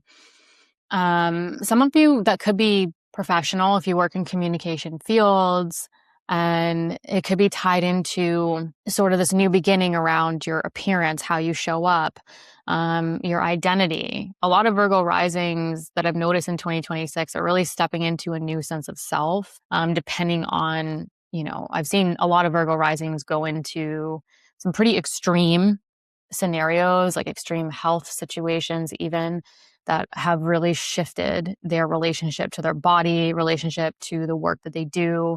And then some minor situations that are just kind of shifting how you want to feel in your body. So either way, I think this new moon is a opportunity to create sort of like a new sense of self, or a new direction around your sense of self that could involve, your self-worth, your value, but also how you communicate, how you want to move in your everyday immediate environment. Moving on to September 17th, we have Chiron retrogrades back into that Aries 8th house. Now that's nothing new. For quite a few years at this point, Chiron was in your Aries 8th house. So I don't really want to go into that too much, but for the past couple of months, Chiron was in your Taurus 9th house of growth and potential. So think publishing, teaching, higher knowledge, continuing education, long distance travel, spirituality, truth, belief.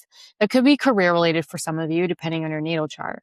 So some of you might be able to think back over the past couple months and think about how your relationship to your overall growth and potential has changed or shifted. Some of you that might really resonate. And it's good to kind of contemplate those things, because when we get into 2027, Chiron will eventually make its final ingress back into this Taurus 9th house. But if it doesn't resonate, don't worry. Again, take what resonates, leave the rest. But it's something to think about, how your relationship to maybe some of those 9th house themes or growth and potential that could have been career related really kind of shifted your perspective on sort of your bigger picture and the direction you want to take with that bigger picture or overall growth and potential in your lives. Anyways, getting to September 26th, we have this really interesting full moon around 3 degrees in your Aries 8th house. So the 8th house, think transformational work, big transformational decisions, long-term financial themes, investments, assets, debt, loans, partners' resources, if applicable. This full moon could really be culminating those types of themes, but this full moon, it's really the sun and the moon in opposition in the chart. So we have the sun and the moon in opposition across your 2nd and 8th house axis. Now your 2nd house, the sun there blasting its light onto this moon, the 2nd house is your earned income and self-worth. So this full moon is really illuminating your 2nd and 8th house axis, which is really a financial axis. Also, transformational work, big decisions, self-worth. So it doesn't always necessarily involve finances, but a lot of the times it does. So this full moon could really be culminating something that maybe some of you could find the connection to April of this year. So in April of this year, you had the new moon in your Aries 8th house. That's technically connected to this full moon now. And so some of you might see some of those themes back in April. What were you thinking about? What were you maybe sort of kind of like gearing up to initiate or really consider and think about? And now something could really be culminating around that. More specifically though, the ruler of this full moon in Aries is Mars. And Mars will be at the last degree, the anaretic degree, the 29th degree in your Cancer 11th house of friends, groups, communities, and long-term goals. So the anaretic degree can be like a sense of urgency degree. It can create sort of like this, especially with Mars, this feeling of like, I want this over, especially with a full moon. Like I want to culminate this. I want to close this out. I want to kind of be done with this.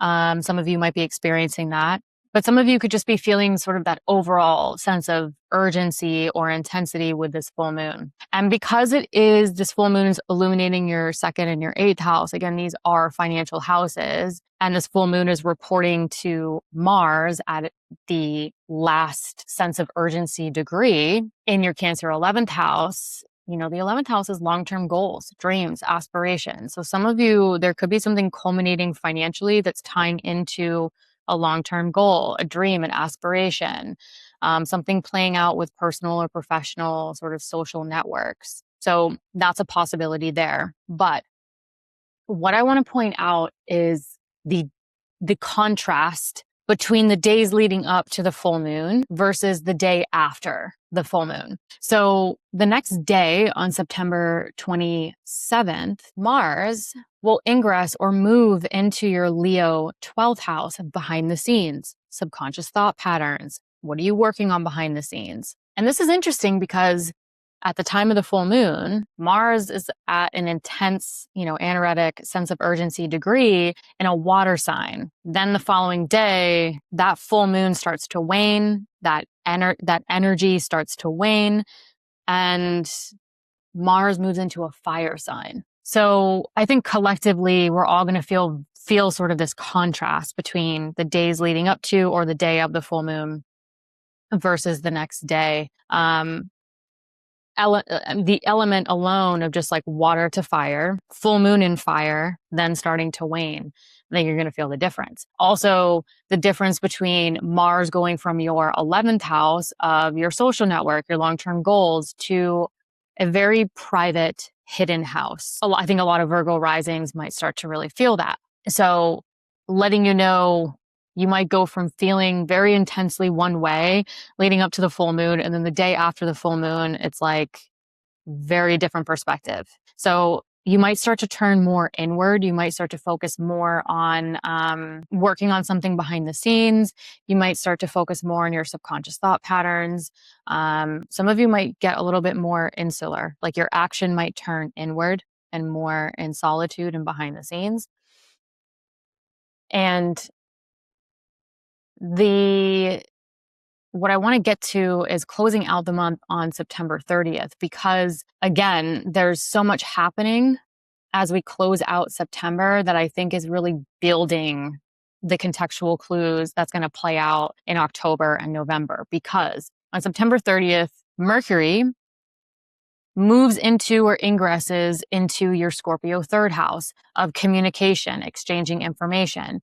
Now, Mercury moving into a communication house, that's Scorpio, some of you might be wanting to talk more deeply. And some of you might really be wanting to skip the small talk and talk more deeply. Now, as Mars is starting to form a conversation with that Mercury in Scorpio, and Mars just entered that 12th house of subconscious thought patterns, I think some Virgo risings might be wanting to take action by maybe talking to safe people about what's been on their mind, what they're subconsciously working through, what they're working on behind the scenes. Again, wanting to be like Mercury in Scorpio is real talk. It's real talk. So, and it's in your third house of communication. Mercury also rules your Virgo first house of self. So you could feel that personal connection to what's really going on for you. So yeah, but what I want to get to is that Mercury entering your Scorpio third house of communication, exchanging information. This is also like siblings, extended family, again, like all those things within your everyday immediate environment. But Mercury will immediately start to square that Mars in your Leo 12th house of subconscious thought patterns behind the scenes. And it will also apply to a square to Pluto in your Aquarius 6th house of daily work, health, and routines. So this Mercury it's in a T-square. It has a lot of pressure on it to act, to take action. And you could be taking action around important conversations, exchanging information, things sort of happening in your everyday immediate environment that could be playing a part with what's going on for you behind the scenes, but also its impacts to maybe your work or health situations as well. Now, Mercury rules your first house of the physical body, but it also rules your Gemini 10th house of career, business, public recognition, or what brings you fulfillment. So whatever action you're taking as you're closing out September could be the means to an end to ultimately create new outcomes that support your physical body, support your ability to take independent action. And also, maybe some of you are taking action to create change around like your work, relationships with colleagues,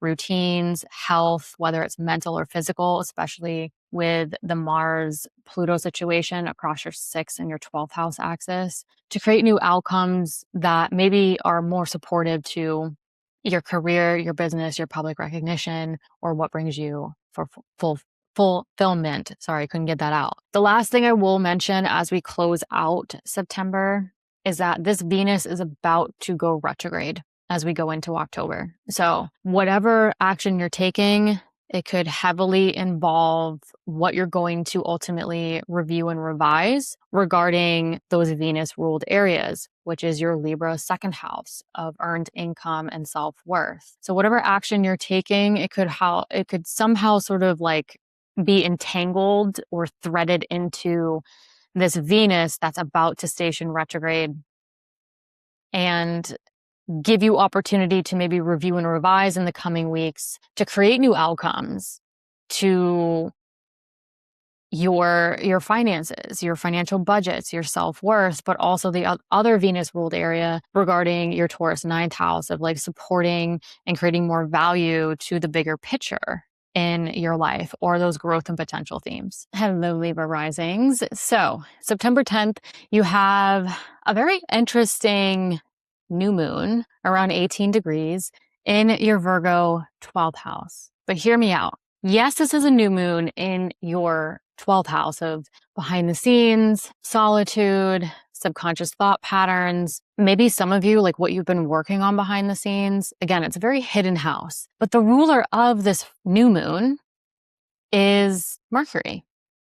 And at the time of the new moon, Mercury just moved into your Libra first house of self, physical body, how you take independent action.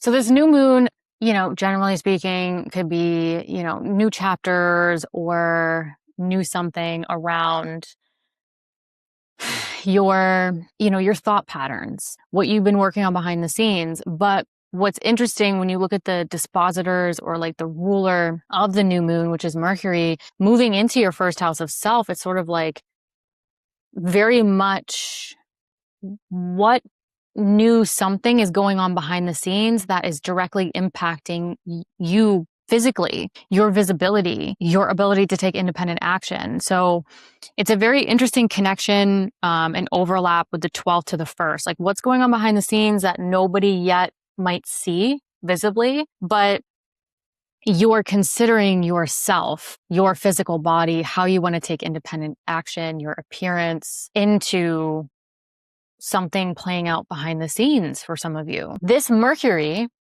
is in your Libra first house, which is Venus ruled. So now this Mercury is reporting to Venus. And at the time of the new moon, Venus will have just entered your Scorpio second house of earned income and self-worth. So new moon ruled by Mercury, Mercury in Venus ruled area reporting to Venus, Venus at the time of the new moon just entering your Scorpio second house, earned income, self-worth. So yes, this new moon is very much hidden and behind the scenes, but I think it might directly be involving or impacting you, how you want to show up in the world, how you want to take independent action, your self-worth, your value, and maybe the finances or financial themes that might also be playing into what some of you may be initiating kind of behind the scenes at first. Moving on to September 17th. September 17th is when Chiron retrogrades back into your Aries 7th house of personal and professional partnerships.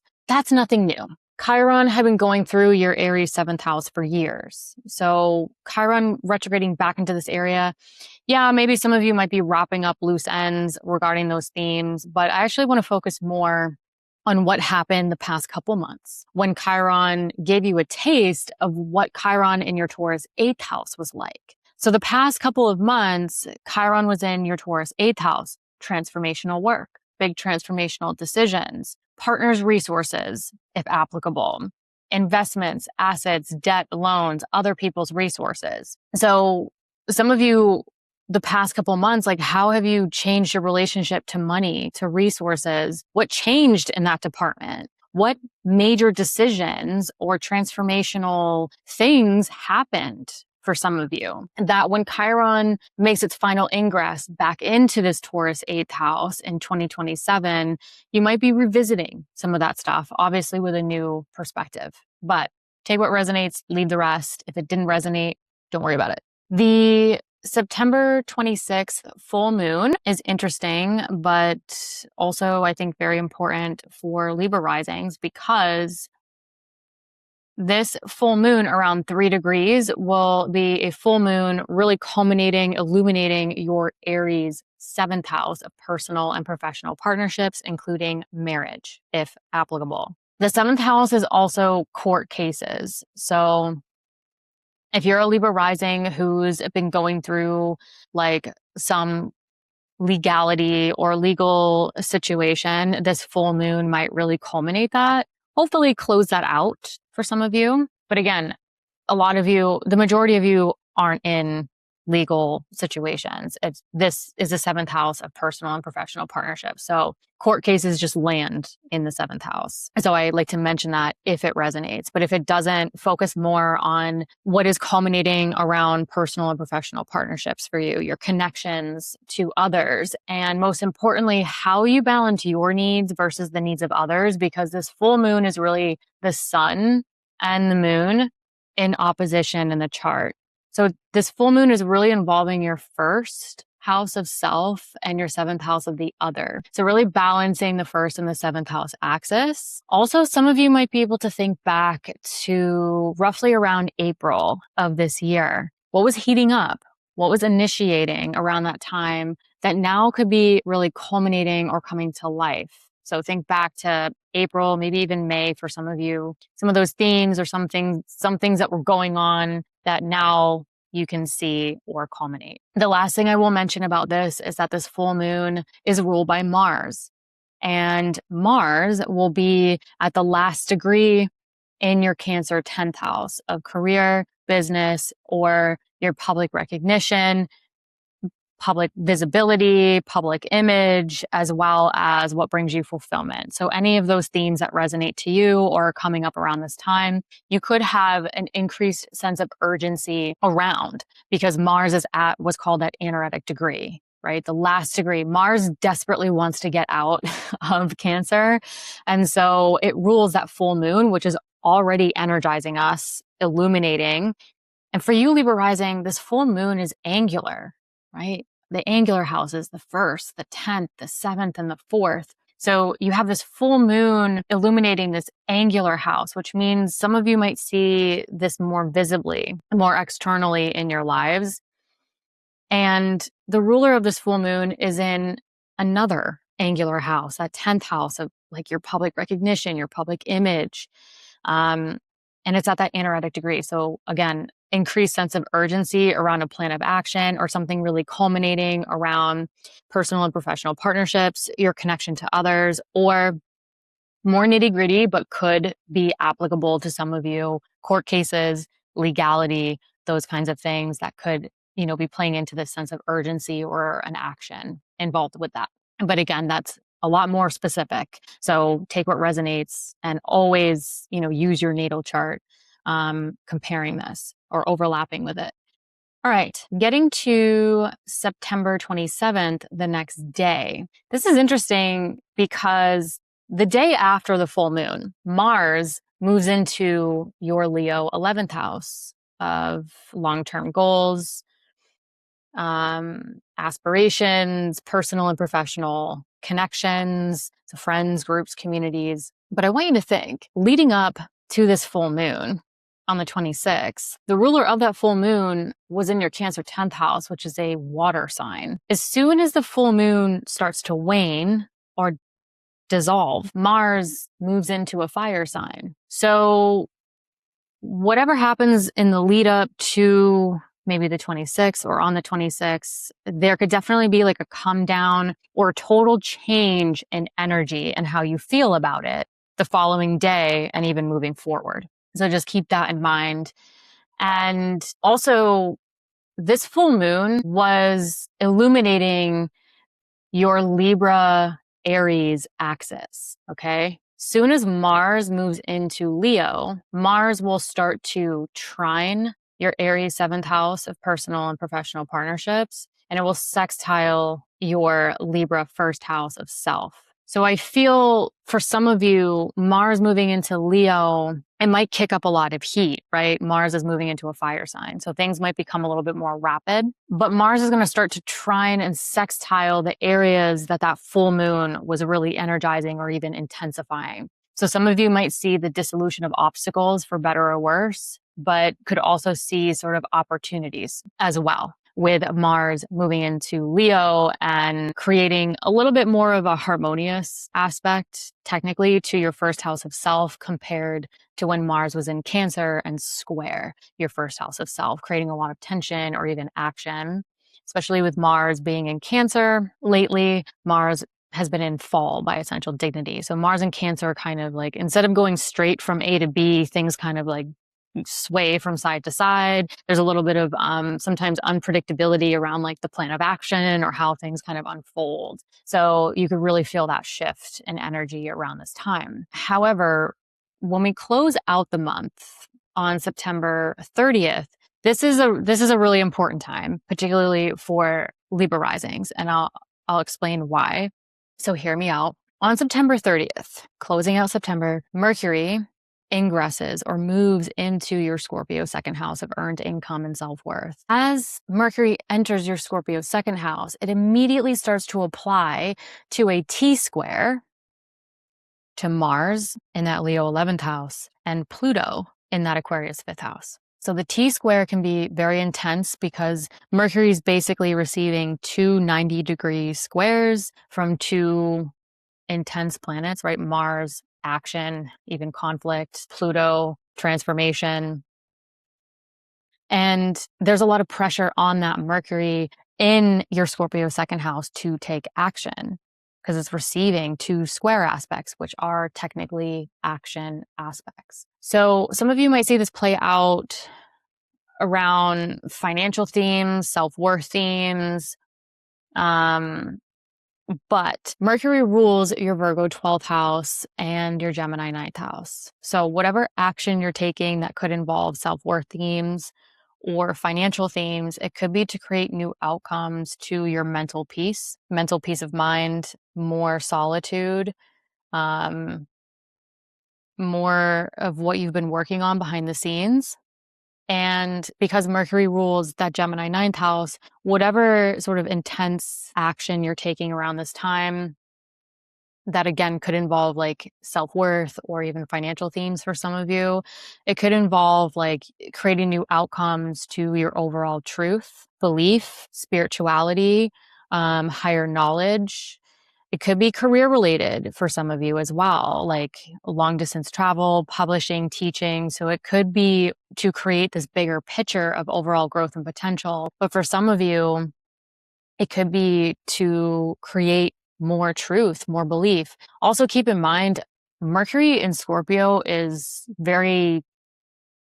it's very much like skip the small talk. Mercury in Scorpio is deep. It really is just like, say the thing. Let's get to the deeper point here, even if it's a little uncomfortable. And so some of you might be kind of integrating those feelings or those themes around this time. But whatever action you're taking, it could involve like a long-term goal, a dream, an aspiration, maybe looking at who you surround yourselves with, or it could involve your children.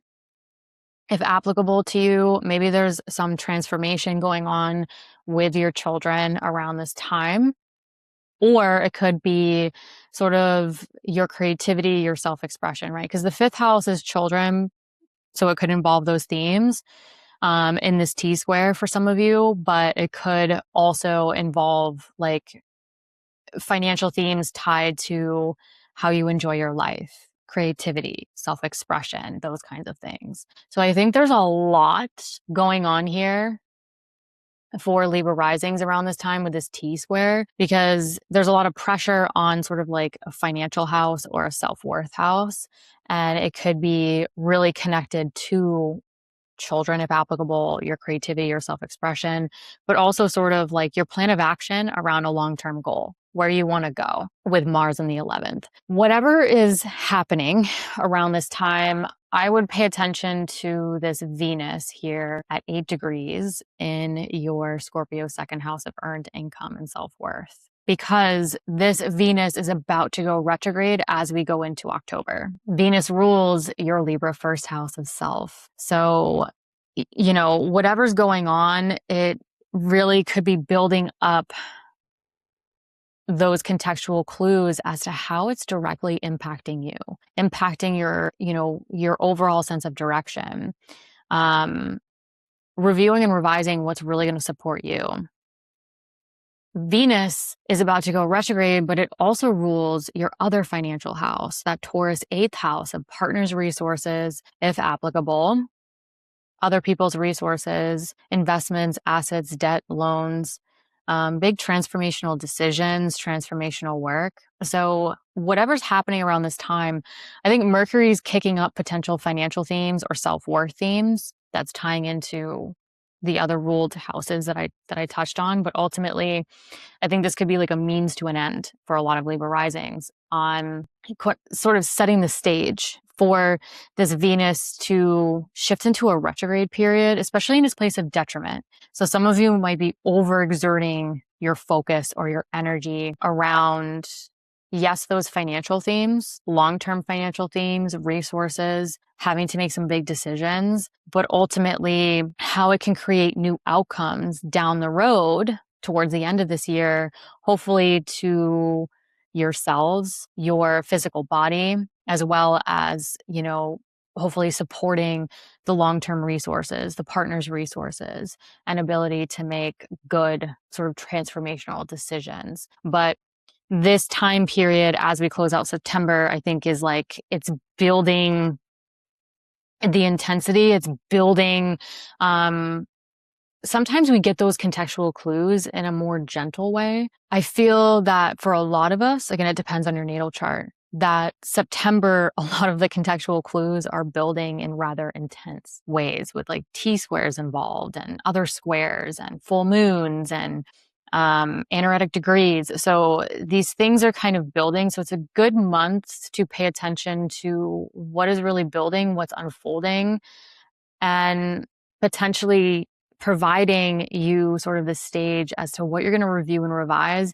But with Venus initiating the retrograde cycle first, then it will be Mercury, and then it will be Mars towards the end of this year. It's really kind of kicking off with this revisionary period around you, right? Venus rules your first house of self. So really starting the retrograde cycle around like Libra risings and Taurus risings, kicking off the retrograde as we go into this season around ultimately what's going to support you and create more value to you, your physical body, and for you, Libra risings, like your resources, your long-term financial goals and themes and big transformational decisions for some of you. Scorpio risings, you're kicking off, or I'm kicking off September on September 10th with this new moon around 18 degrees in your Virgo 11th house. So this new moon, generally speaking, new beginnings, sort of planting new seeds around long-term goals, dreams, aspirations, as well as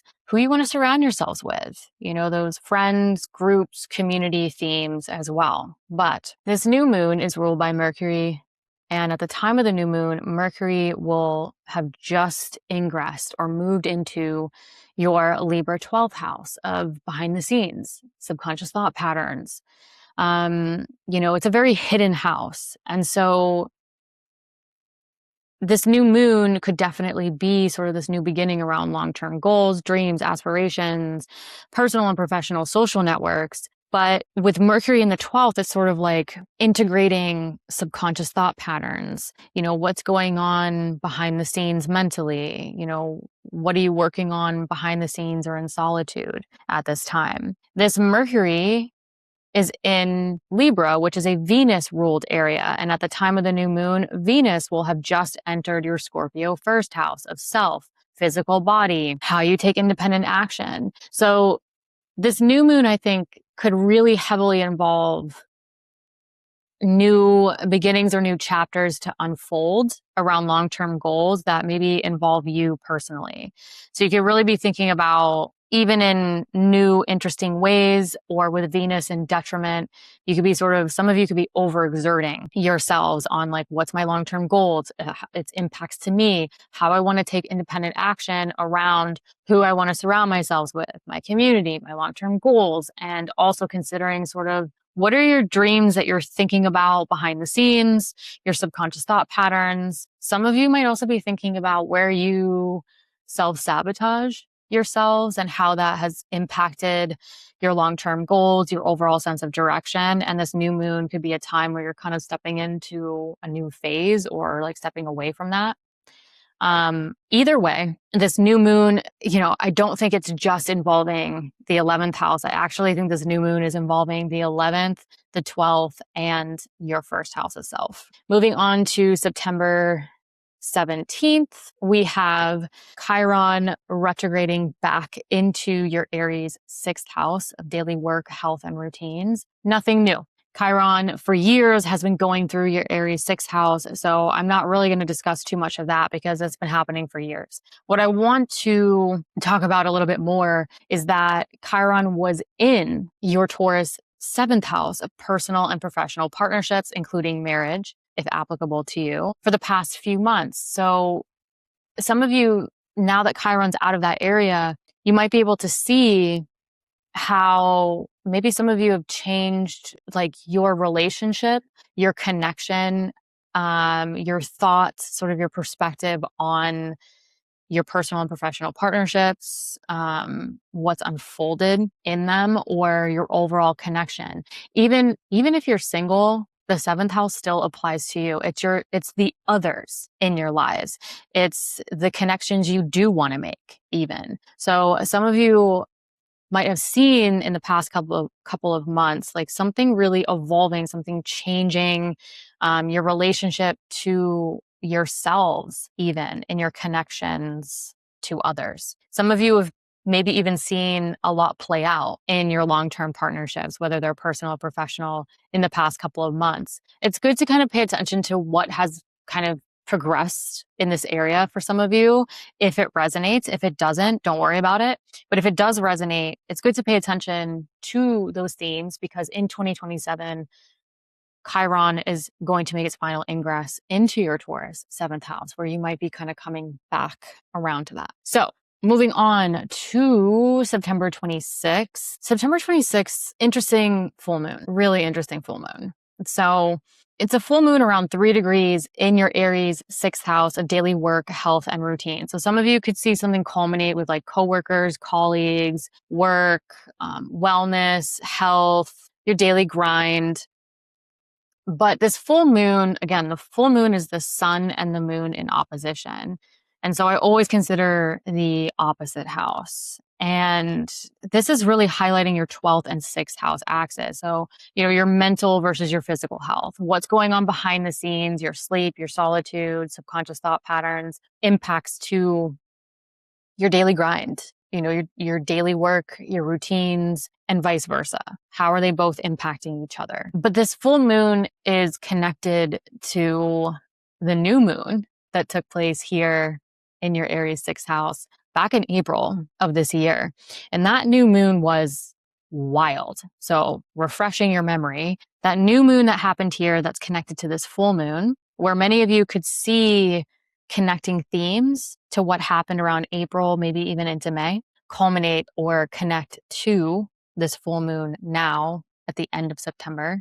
But that new moon back in April was Mars, Mercury, Neptune, Saturn, the sun and the moon, and Chiron all piled up here in Aries. So some of you might have some interesting perspectives or interesting sort of culminating moments around what you maybe initiated or were gearing up to kind of step into around that April timeframe that now could be intensifying or like coming into full focus. The last thing I will mention is that this full moon is ruled by Mars, and Mars will be at that anaretic 29th last degree in your Cancer 9th house. So full moons, it's culminating. There's a lot of energy across that 6th and the 12th. And then on top of it, the ruler of the full moon is at the anaretic degree, the sense of urgency degree, potentially adding a little bit more urgency, intensity. Mars at the 29 degree in Cancer really wants to get out of Mars. It wants to move into Leo. So because Mars rules that full moon, it rules your 6th house of daily work, health, and routines. Some of you might feel this sense of urgency around a plan of action or like ambition or goal. involving your work, your health, your daily grind, your routines, and your overall sort of like growth and potential that's been, playing out for roughly the past year, especially because Jupiter was there in roughly the past year, expanding that area. So some of you might really be like wanting to like culminate something or kind of like close something out or just kind of like move into a new chapter. And the following day, on September 27th, that Mars moves into your Leo 10th house. So September 27th, September 28th, depending on what time zone you're in. That Mars goes from a water sign. Also, that Mars in Cancer by essential dignity is in fall. So Mars in Cancer is very like it's going to look in the peripherals. A Mars in Aries in its home sign, it's more direct. It's more, okay, A to B. Like the goal is there. I'm going straight to the goal. A Mars in Cancer is like, okay, the goal's over here, but like, what's going on over here? What's going over here? It's like the crab, right? Walking side to side. So Mars in Cancer kind of takes a different approach to action. And then the following day on September 27th or 28th, depending on your time zone, again, you can see this over here on the right if you're watching, Mars moves into a fire sign. So I think a lot of us are going to feel very different after the full moon by September 28th for you Scorpio risings. At least, again, I'm focusing on the time I have here in my time zone.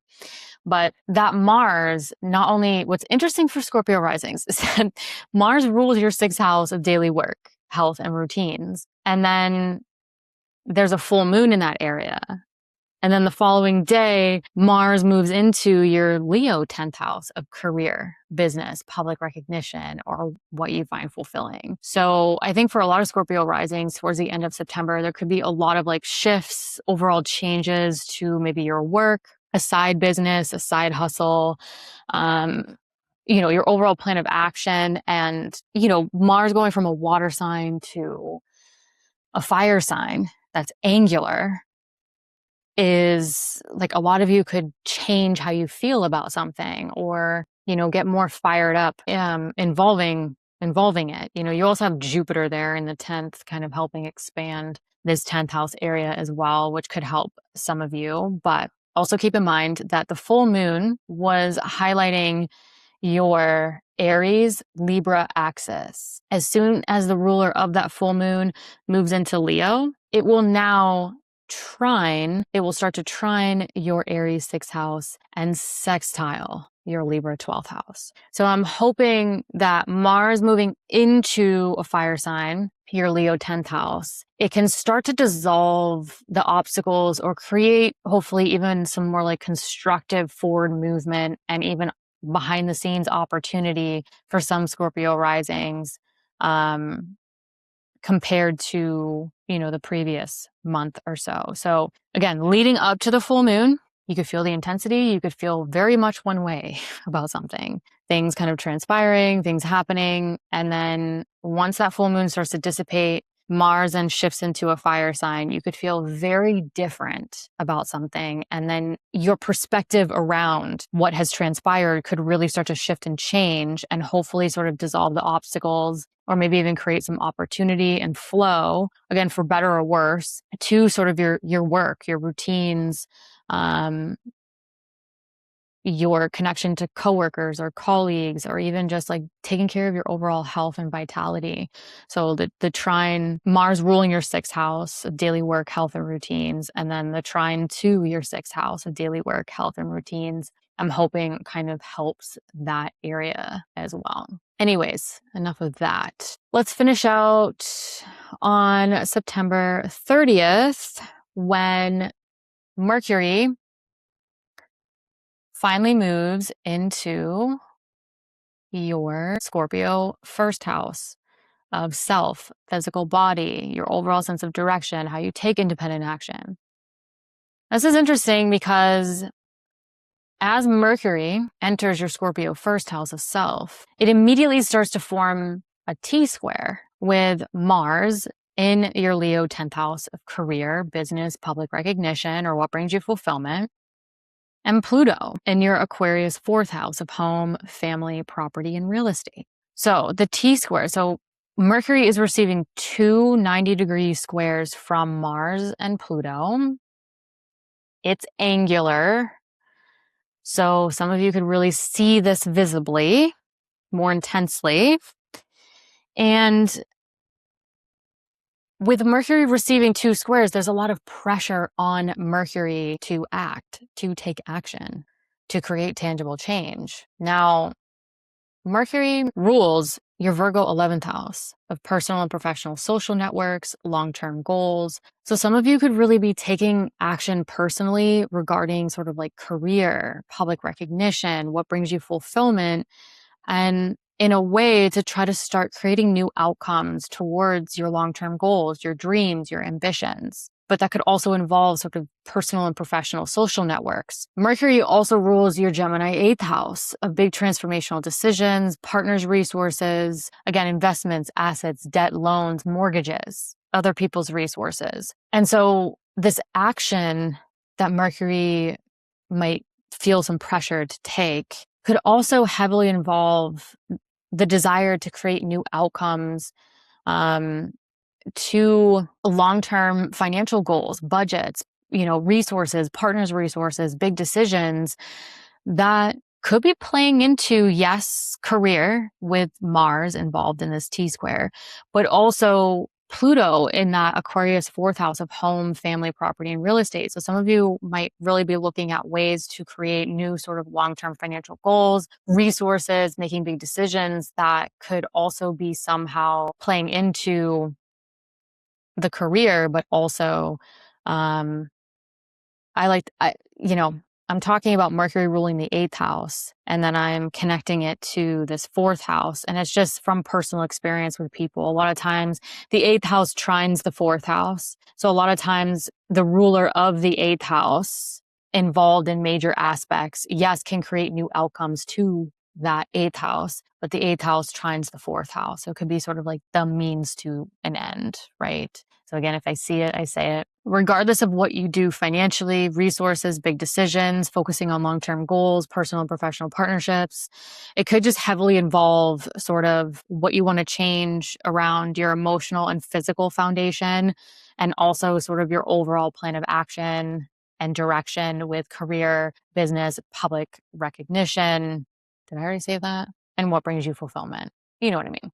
The last thing I'll touch on, sort of closing out September, is this Venus. So Venus around 8 degrees in your Scorpio 1st house of self. We're closing out September with this T-square, a lot of potential for action, creating tangible change, sort of new outcomes of those areas that I discussed. But at the same time, we also have to consider this Venus, which is also involved in this conversation. This Venus is about to station retrograde as we head into October. And this Venus rules your 7th house of personal and professional partnerships, including marriage. So some of you, this action could also be somehow tied into or entangled with something you're going to review and revise regarding something playing out with personal and professional partnerships, something playing out with marriage, if applicable. And with Venus also ruling your Libra 12th house of behind the scenes, subconscious thought patterns, some of you might start to see or start to review and revise, how the mental affects the physical, how the physical affects the mental. Some of you might start to really review and revise what you've been working on behind the scenes, what you've been sort of untangling behind the scenes, and its impacts to you personally, physically, as well as maybe how it's even impacted things playing out with within personal and professional partnerships, again, marriage as well, if applicable to you. So September is a very interesting month where I think there is a lot of opportunity for action, creating a lot of tangible change, but it seems like there's a lot of intensity around these contextual clues that are unfolding for a lot of us in September. So it's sort of like things are really changing the second half of 2026. But I think September is where things really start to build, and we're even taking action to kind of really set the stage to what we're really going to review and revise first with the Venus retrograde. And then once we get into November, review and revise with that Mercury retrograde. Hi, Sagittarius Risings.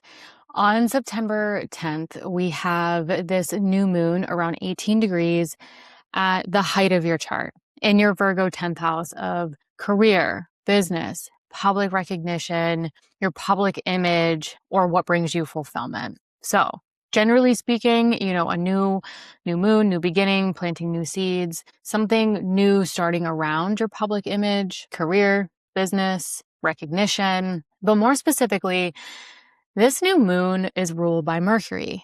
And at the time of the new moon, Mercury has just entered your Libra 11th house of friends, groups, communities, which could be personal or professional, social network, or even career related for some of you. And the 11th house is also long-term goals. So long-term goals, your social network, who you surround yourselves with, could heavily be involved in this new moon, new beginning, planting new seeds. Maybe some of you are starting like a new project or a new something with like your business. Again, it's in the height of the chart. Sky's the limit there. Take what resonates, leave the rest. This Mercury is in a Venus-ruled area. And at the time of the new moon, Venus has just entered your Scorpio 12th house of behind the scenes. Maybe some of you are starting something where you're working behind the scenes that's involved with this new something or new moon, right? Some of you could also see some like subconscious thought patterns or sort of what's going on in solitude, right? The 12th house is a very hidden house. So this new moon is a yes in your 10th house of career, business, public recognition, what brings you fulfillment. But the dispositors, right? Who rules who and sort of that chain of command, it's involving your 11th house of long-term goals, your social network. And for some of you, it could even be involving sort of working on something behind the scenes or what's going on mentally or what's going on with thought patterns that are playing a part in this new chapter, new idea, new project, etc. Moving on to September 17th is the next date I have. Okay. September 17th is when Chiron retrogrades back into your Aries 5th house. Chiron going through your 5th house is nothing new. Chiron's been going through your 5th house for years. It just ingressed it was recently in your Taurus 6th house of work, health, routines, daily grind. So I don't want to talk too much about the 5th house themes because Chiron in your 5th house, it's been there for years. It just gave you a little taste of what Chiron in Taurus was like the past couple months. So some of you might be able to think about the past couple months. Maybe some of you have changed your relationship to health, wellness. Some of you may have changed your relationship to your routines and your work. Some of you may have taken on like a different relationship, a new perspective around those 6th house themes. Chiron will eventually move into that final ingress into this Taurus 6th house of daily work, health, and routines in 2027. So the past couple months were just sort of giving you a taste. So if you noticed sort of a major change to dynamics, relationships, connections to your overall wellness, health, routines, perspective on your work, that's something to think about that you could kind of revisit in 2027. We'll get to that when we get to that. But if it doesn't resonate, again, leave it. Don't worry about it. Take what resonates, leave the rest. Getting to September 26th, we have a full moon around 3 degrees in that Aries 5th house. So the 5th house is interesting because it's the place of joy, but it includes children. So for some of you, if you have children, those 5th house themes of children will be applicable to you. Some people who don't have children, the children themes of the 5th house are not going to be applicable to you. You might focus more on if you're an artist, a creative. Now, some of you might have children and also be artists and creative. So again, taking what themes resonate. The other thing I will add is if your natal IC is in your Aries 5th house, this full moon might also be tying home, family, property, real estate themes into this. But if you know that, you know it. If you don't worry about it. Either way, this full moon could really be culminating something regarding children, if applicable, your creativity, your self-expression, romance, really your heart's desire, what brings you joy. And the full moon is really the sun and the moon in opposition in the chart. So I always consider the opposite house when looking at full moons. And the opposite house is going to be that Libra 11th house of friends, groups, communities, long-term goals. So something could be culminating around your joy, your self-expression, something regarding like friends, groups, communities, long-term goals. But for some of you, it might heavily involve like home, family, property, real estate themes. So again, take what resonates, leave the rest. But another thing you can consider is what was going on around April, even into May of this year. April, there was a very strong new moon in this Aries 5th house of yours. And that new moon is directly connected to this full moon, right? The new moon happens, the full moon kind of culminates it. So you could see a connection to themes that were playing out in April, even into May of this year, kind of coming back around. And lastly, the ruler of this full moon is Mars. And Mars will be at the 29th degree. This is called the anaretic degree, and it can indicate a sense of urgency. There's some like, it can kind of create this like urgency of like, I have to take care of this matter. So whatever's really culminating around this time, Mars could be adding more energy and more urgency to this full moon. The following day, on September 27th or 28th, depending on your time zone. Again, I have the days and times and time zone all on the right. So September 27th, September 28th, Mars then moves into Leo. Now, to give you a little perspective, the days leading up to the full moon in Aries, that full moon ruled by Mars. Mars was at that 29th degree in a water sign. Then when the full moon starts to wane or separate, Mars then moves into a fire sign. So how we're feeling leading up to and even the day of the full moon, the following day we could feel very different. Our actions, our desires, it's going from like water to fire. And Mars and fire it's like fire. Mars is a planet of action, desire, motivation. So how we feel about those things could change quite suddenly for some of us. Now, also consider when Mars was in Cancer, it was square, creating tension or a point of action to Aries and Libra, that 5th and 11th house axis that the full moon was illuminating. Now, when Mars moves into Leo, it's now starting to trine Aries and sextile Libra. So it's making a little bit more flow or technically harmonious aspects, but personally, I don't really like using harmonious as a term because sometimes trines are not always a good thing. So hopefully it's creating more flow to more ease and opportunity to the 5th and the 11th house that the full moon really culminated. And what's the other thing I wanted to mention about this? Or am I just having a brain fart? No, I'm just having a brain fart. I want to close out the month on September 30th. So September is definitely a month where I think the year starts to shift. But where we're building contextual clues, right? We're starting like Venus is in shadow. Mercury is going to enter shadow, I believe, in October. Then Mercury is going to go retrograde in November.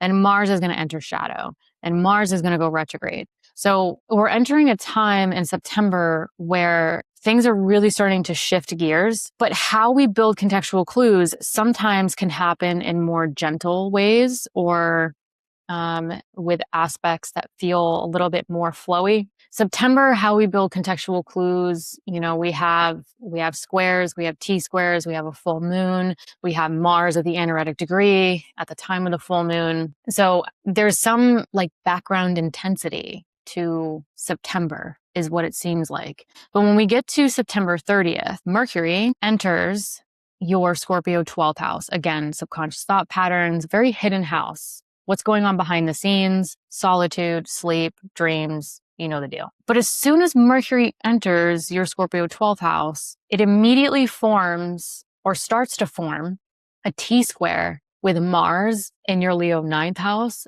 and Pluto in your Aquarius 3rd house. So Mercury behind the scenes, again, very sort of like what's going on mentally, what are you working on behind the scenes, is receiving two 90-degree squares from Mars and Pluto, two rather intense planets. And so there's a lot of pressure on Mercury to take action, right? Squares are action aspects, but this is in your 12th house. So I'm almost wondering if how Sagittarius risings are taking action is through thought, by working behind the scenes. It's not necessarily the most visible placement. And it's involving Pluto in your 3rd house of communication and Mars in your 9th house. So the 9th house is overall growth and potential, which could be career related.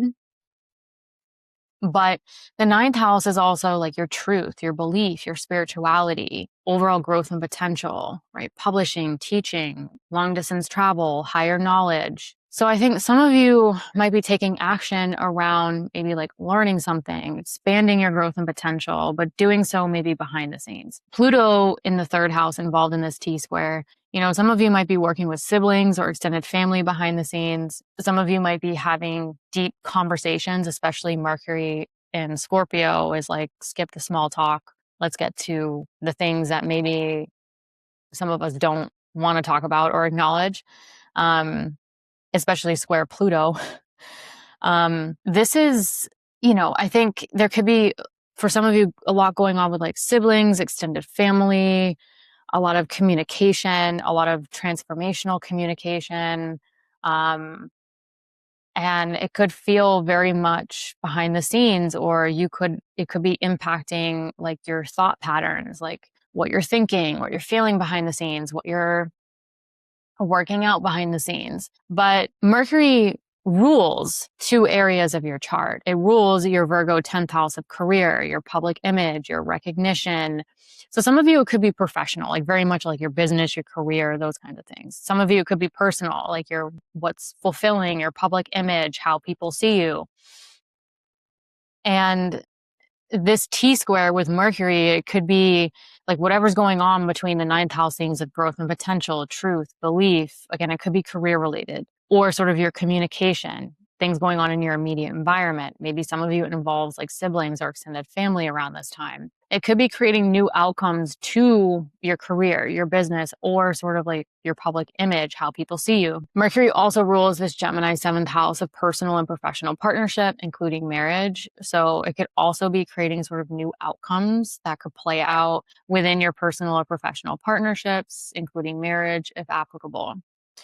The last thing closing out the month, I will say, is this Venus at 8 degrees. Venus is gearing up to go retrograde as we go into October. So also considering how some of these themes might be sort of overlapping or being integrated with what you're really going to start reviewing and revising behind the scenes, or maybe internally or more privately, regarding your overall direction with your long-term goals, your dreams, your aspirations, that could be involving sort of like what your overall wellness, your routines, and I think for a lot of Sagittarius risings, your work, because Venus rules your 6th house of work, health, routines. So I think some of you might really be working literally in private or behind the scenes moving into October regarding, the value you want to infuse into your long-term goals, who you want to surround yourselves with, the work you want to do, the health and vitality you want to feel, that could be very much threaded into what Mercury is kicking up, closing out September, that could be also integrating sort of with the career, public recognition, or maybe sort of how your personal and professional partnerships could also be sort of playing a part in what is being integrated around this time. Moving on to Capricorn risings. September 10th is an interesting new moon around 18 degrees in your Virgo ninth house. But when I looked at the dispositors, right, the who rules the new moon and then who rules that individual, there's a really interesting sort of like chain of command going on that I think is giving us a lot more clues to this new moon and what it could mean. So starting off, this new moon is in the ninth house. I like to call the ninth house the growth and potential house, which could be career related for some of you. But the ninth house is, common themes are like publishing, teaching, long distance travel, spirituality, higher knowledge, continuing education, or really, I like to think of it as like whatever themes create more growth and potential in your lives that could be career related, right? The bigger picture. So a lot of you could be starting something new regarding some of those themes that I listed, or planting seeds to kind of cultivate over the coming months. However, this new moon is ruled by Mercury. And at the time of the new moon, Mercury has just entered your Libra 10th house of career, business, public recognition, or what brings you fulfillment. So I think for a lot of Capricorn risings, this new moon, even though it's in the ninth house, regardless of where your midheaven is, could really be sort of like something starting to support your career, the direction of your career, or maybe something that feels more fulfilling to you, even if it's not career related. Mercury in your Libra 10th house is in a Venus ruled area. And at the time of the new moon, Venus has just entered your Scorpio 11th house of long-term goals, personal and professional, sort of social networks. So those themes could also be integrated into this new moon, what you're initiating, ideas that are maybe starting. And so this new moon is in the ninth house, but I actually think it's this really interesting sort of transition, right? Mercury and Venus have just entered sort of new territory, and they're somehow kind of communicating back to this new moon. So yes, new moon's in the ninth, but also consider the 10th and the 11th house. Moving on to September 17th, we have Chiron retrograding back into your Aries 4th house. I'm not going to get really into that because Chiron was going through your Aries 4th house for years. It's nothing new. But the reason why I bring this up is because Chiron was in your Taurus 5th house of children, if applicable, creativity, artistry, self-expression, what brings you joy, romance, fun, pleasure, whatever it may be. So some of you might be able to think back on the past couple months. You might have gotten a little taste or some clues as to how you were redefining your relationship or perspective to joy, creativity, self-expression, maybe things playing out with your children if applicable, whatever it may be. And this Chiron is going to make its final ingress into your Taurus, back into your Taurus 5th house in 2027. So if that resonates, what I'm talking about resonates, keep it in your back pocket. Keep it in the back of your mind. You might be revisiting some of those themes with an even new perspective going into 2027. But when we get to September 26th, we have a full moon around 3 degrees in your Aries 4th house of home, family, property, and real estate. So some of you could really see something really come to life, come to fruition, maybe a chapter kind of closing out regarding home, family, people you live with, renovations, relocations, property, real estate themes, any of those things really come up or come to life. Again, this full moon is angular. It's in an angular house. So sometimes when things are in the 1st, the 4th, the 7th, or the 10th, it can feel just a little bit more action-oriented, tangible, or even visible and external. And so with the full moon, I always consider the opposite house because in the chart, it's the sun and the moon in opposition. And so I always consider the opposite house. And for you, Capricorn risings, it's going to be your Libra 10th house of career, business, public recognition, or what brings you fulfillment. So what's really kind of being energized or even intensifying around balancing sort of career, what feels fulfilling, business, career projects, your visibility, your public image being balanced with what's going on at home. What's going on with like the emotional and physical foundation you need, and trying to balance these two worlds or vice versa. This full moon is technically connected to the new moon back in April of this year. So refreshing your memory, remember the new moon in April where you had, what was it? Mars, Mercury, Saturn, Neptune, the sun and the moon, and Chiron all piled up here in your 4th house of home and family. That new moon is connected to this full moon. So some of you might be able to think back to April, even May. What was starting? What was being initiated? What was really kind of cultivating around that time that you could see some similar themes really come to life or be connected to that time period for some of you. Yes, this full moon is passing over Neptune. It's Neptune retrograde. So I don't want to get too in the weeds over that. One thing I've noticed, and the reason why I'm not going too much into detail, is because I've had an overwhelming connection to so many people being very overwhelmed by this year. And so I want to keep that bird's eye view and not get too in the weeds or too much in the details that can create more unnecessary overwhelm. So yes, Neptune is there. It's a Neptune retrograde. So technically it's a different perspective. The veil is a little bit lifted with a Neptune retrograde, technically speaking. This full moon might be providing a different perspective around maybe deception or illusion around like what you really need foundationally in your lives. Anyways, this full moon is ruled by Mars. And at the time of the full moon, Mars will be at the 29th degree. We call this the anaretic degree.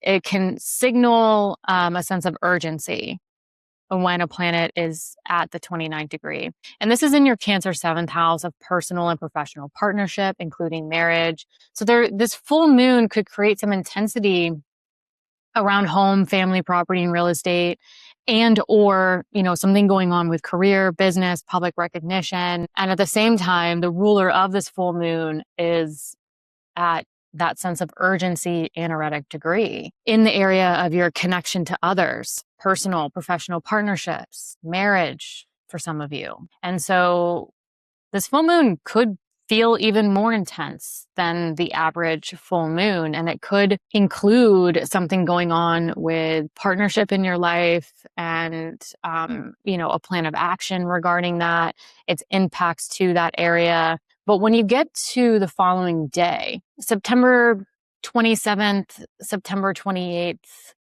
depending on what time zone you're in, that Mars pushes into your Leo 8th house. So let's break this down a little bit because I want you to, again, keeping that wider perspective. Full moon was ruled by Mars. So the lead up to the full moon, again, full moon in an angular 4th and 10th house area, home and family versus career, et cetera, et cetera. That Mars was in a water sign, that Cancer 7th house, And so once that full moon starts to wane and come down, Mars moves into a fire sign. The contrast leading up to the full moon versus after the full moon is fascinating to me.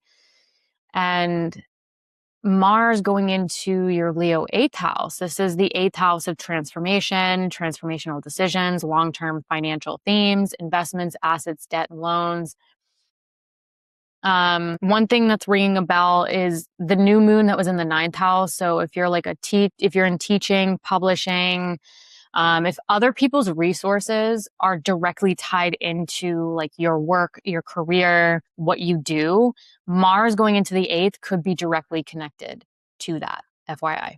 But again, Mars is going to kick up maybe a plan of action around like resources, other people's resources, partners' resources, if applicable, long-term financial goals. And Mars is the planet, like your plan of action, your desire, your motivation. And so some of you with the 8th house could be gearing up to take action quite literally by making transformational decisions. And Mars ruling that 4th house of home, family, property, and real estate, some of you could be making big decisions regarding the foundation of your lives and your long-term goals, because Mars rules the 11th house of long-term goals. So a lot transitioning with Mars going into the 8th for Capricorn risings, in my opinion. When we close out the month on September 30th, we have Mercury ingressing or moving into your Scorpio 11th house of long-term goals. Again, friends, groups, communities, whether they're personal or professional for some of you.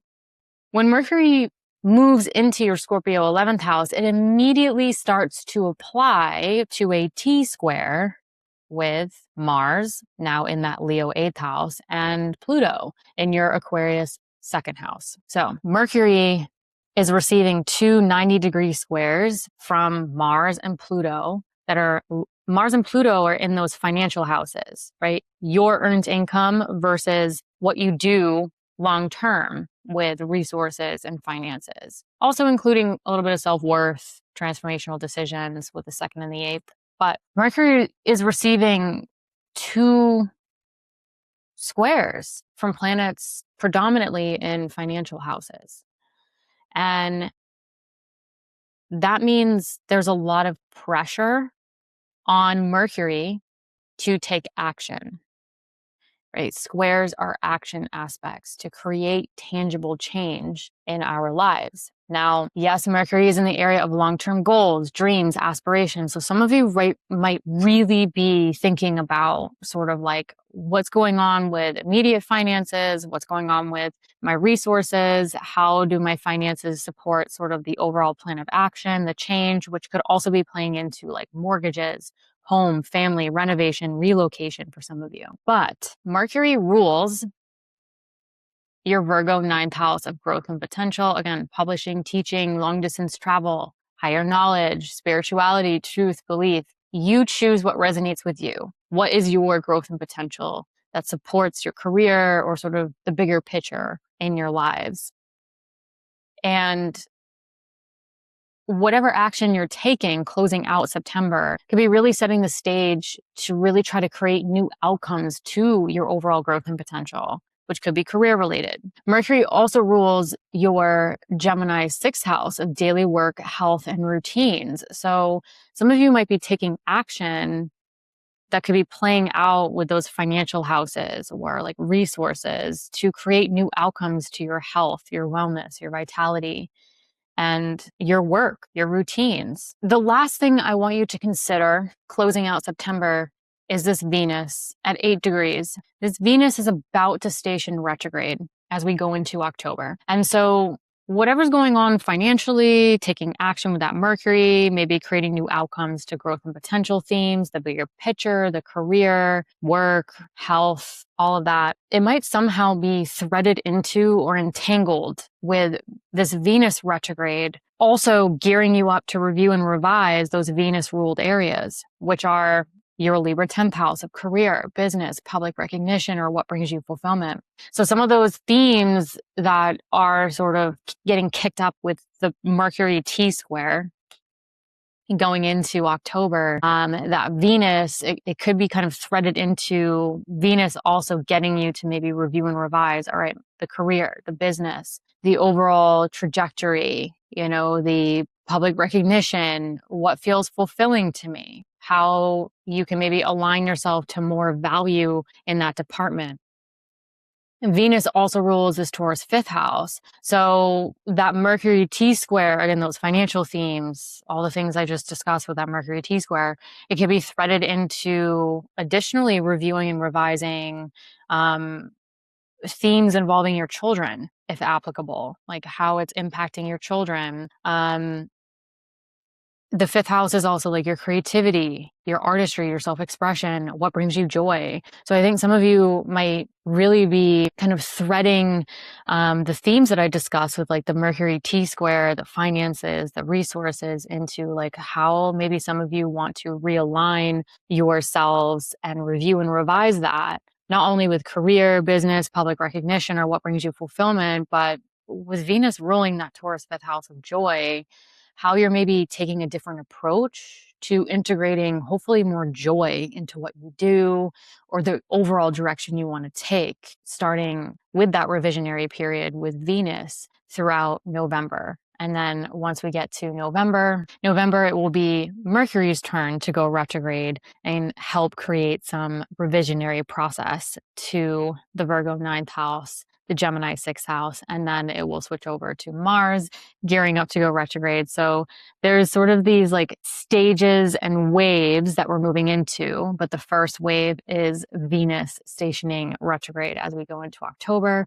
So really just considering, the Libra 10th house themes and the Taurus 5th house themes, those Venus ruled areas that you're reviewing and revising that could be threaded into the Mercury ruled areas. All right, so moving on to Aquarius risings. On September 10th, you have that new moon around 18 degrees in your Virgo 8th house. So there's some interesting sort of dispositor situation going on with this new moon. But I first want to address, yes, this is a new moon. So new ideas, new seeds being planted, new opportunities around 8th house themes. This is a financial house. So think like investments, assets, debt, resources, even a partner's resources, if applicable, that could be playing a part into like a new budget, a new idea, a new plan around like big transformational decisions.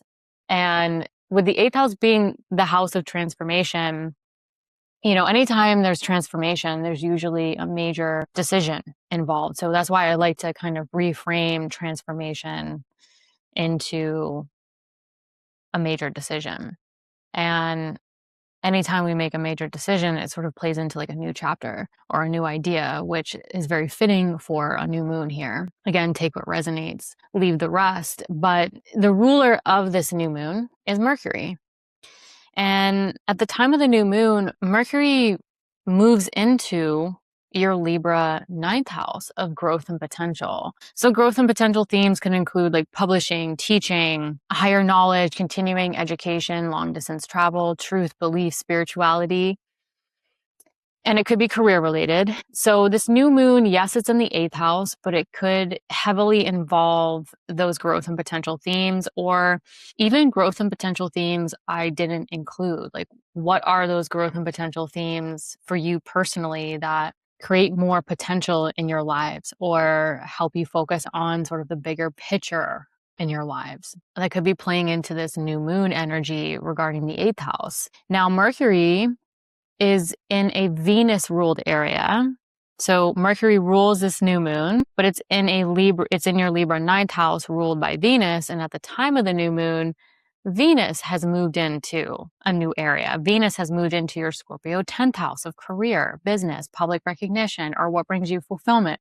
So when you look at the dispositors and sort of like almost like this chain of command that's happening, yes, it's a new moon in the 8th house, but I think for a lot of Aquarius risings, it's heavily involving your 9th and your 10th house, with both Mercury and Venus moving into completely new territory at the time of the new moon. So I think a lot of Aquarius risings, like you might be looking at like a partner's resources or other people's resources or investments, assets, debt, loans, or, transformational work, big transformational decisions that also play a part in like teaching, publishing, higher knowledge, continuing education, your growth and potential, which could also be heavily influencing your career, your business, your public recognition, or what brings you fulfillment. So it's sort of like this like really nice flow with this new moon between your 8th, your 9th, and your 10th. Moving on to September 17th, Chiron finally retrogrades back into that Aries 3rd house. I'm not going to talk too much about the 3rd house. Chiron has been going through your Aries 3rd house for years. It's nothing new. But what I do want to discuss about this is that some of you might have had a shift around your perspective or your relationship to your Taurus fourth house of home, family, property, and real estate. Because at this point, for the past couple of months, Chiron gave you a little taste. It quickly moved into your Taurus fourth house, gave you a little taste of maybe some perspectives or some shifts around home, family, property, real estates, renovation, relocation, redecoration, you know the deal. Any of those little themes within the larger themes, or people you live with. And so some of you might be able to think back on the past couple of months and sort of contemplate if you had some shifts around, you know, the emotional and physical foundation in your lives, maybe a new perspective or a change in role or a relationship to it. That once we get into 2027, Chiron will eventually make its final ingress into your Taurus fourth house. So if that resonates, of course, some of you it's not going to, but if that resonates, some of you might really be coming back around with a totally new perspective when Chiron makes its final ingress into the area where it gave you a little taste over the past couple months. On September 26th, we have the full moon around 3 degrees in your Aries third house of communication, exchanging information. Now, I like to break down the third house into a variety of ways because for some of you, it might be career related. So if you work in communication fields, technology, transportation, a full moon here might really integrate or impact your work, right? Because those are some third house themes. Some of you, it might be personal. Because the third house is like your siblings, extended family, your neighborhood, your community, your short distance travel. So for some of you, it might be professional, personal, it might be a little bit of both. But this full moon is culminating something potentially around those themes. And for some of you, if you're IC, so if you know your natal chart and your IC is potentially in your Aries third house, this might have some home, family, property, real estate themes kind of trickled into this full moon as well. Now I know, you know, this full moon, I'm not talking about every single thing. This is not conclusive, but this full moon is technically passing over this Neptune retrograde.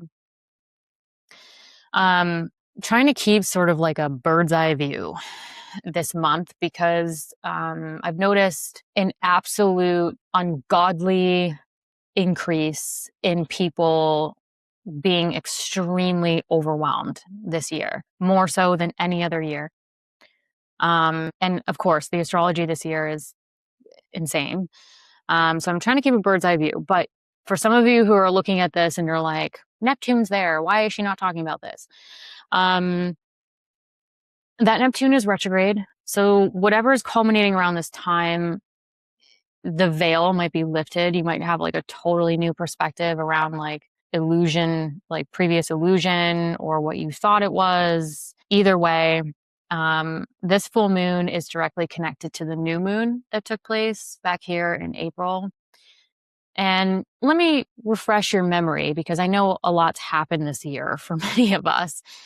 Remember back in April when the new moon was in your Aries third house and we had, what was it? Mars, Mercury, Neptune, Saturn, the sun and the moon, and Chiron sort of like all piled up in this Aries third house. So that new moon is connected to this full moon. So some of you might be able to think back to April, even into a little bit of May, and see maybe some connecting themes that could be kind of integrated or culminated with what's transpiring around here. So some of you, you know, paying attention to your immediate environment, what's culminating around your neighborhood, your community, your siblings, your extended family, or professionally with communication, technology, transportation, those kinds of things. This full moon is the sun and the moon in opposition. And so I always consider the Libra ninth house for Aquarius risings with the full moon here. So also consider those growth and potential themes and how those are being integrated with what's going on, sort of like being distilled or sort of integrated or culminated within your everyday immediate environment. whether it's personal or professional. The ruler of this full moon is Mars. I promise you this will be the last thing I talk about with this full moon. I know it's a lot. So the ruler of this full moon is Mars, and Mars is at the 29th degree, the anaretic degree. The anaretic degree can indicate a sense of urgency. So this is in your Cancer 6th house of daily work, health, and routines. So something really big could be culminating around like the 9th house themes. Again, it could involve like publishing, teaching, travel, higher knowledge, continuing education. For some of you, it could be like career related. And also its impacts to those people, places, and things in your everyday environment. The ruler of this full moon being at the anaretic degree, providing a greater sense of urgency or like desire that this full moon is also energizing. This tells me for some of you, it could really involve like whatever's culminating around this time. It could heavily involve like your work, your health, or your routine. Or, for some of us, it's just all the above. It's everything.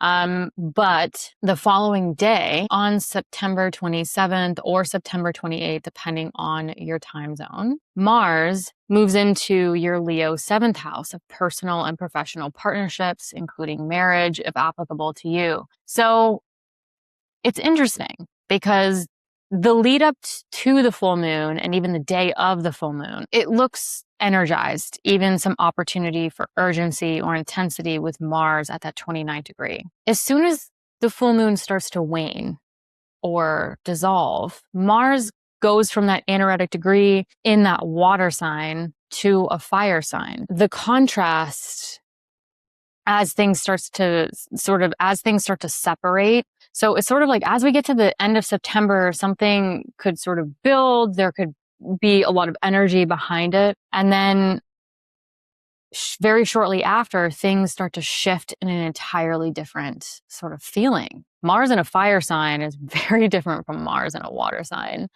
Fire is fast. It's just a totally different element. It works very differently than water. And Mars is the planet of action, desire, motivation. And Mars rules your Scorpio 10th house of career, business, public recognition. So some of you with like the growth and potential themes, what's going on in your everyday immediate environment, Mars at the anaretic degree in your 6th house of work, but then Mars shifting into that 7th house, ruling your 10th house of career. Like I can't help but think some of you might really be kind of like shifting the overall feel or overall plan of action regarding those themes or areas. And once we get to, actually, before I move on, I also want to point out when Mars enters your Leo 7th house of partnership, if you're single, this still applies because the 7th house is like your connection to others, your plan of action to connect with others. Right? When Mars enters your Leo 7th house, it's going to start to trine and sextile the axis that full moon was illuminating. So for the past month, roughly month, Mars was in your 6th house, squaring that 3rd and that 9th house, creating action, maybe some stress or some tension there. Then the full moon culminates across this 3rd and 9th house, this Libra Aries axis. Mars then switches into your Leo 7th house, and Mars then starts to make a trine and sextile. So dissolving the obstacles, hopefully creating more flow, a little bit more opportunity to the area that was, being squared to previously, creating tension, stress, necessary action to create tangible change. So some of you might even feel that shift in energy after the full moon to like, oh, okay, like now I can see things like flowing in this direction or creating opportunity in this direction. So hopefully that's something to look out for, keeping sort of this broad perspective this month. Now moving on to September 30th, I want to close out the month on September 30th when Mercury ingresses or moves into your Scorpio 10th house of career, business, public recognition, or what brings you fulfillment. As soon as Mercury enters Scorpio, it's going to immediately start to form a T-square with Mars in that 7th house of partnership and Pluto in that Aquarius first house of self. So Mercury is essentially receiving two 90-degree squares.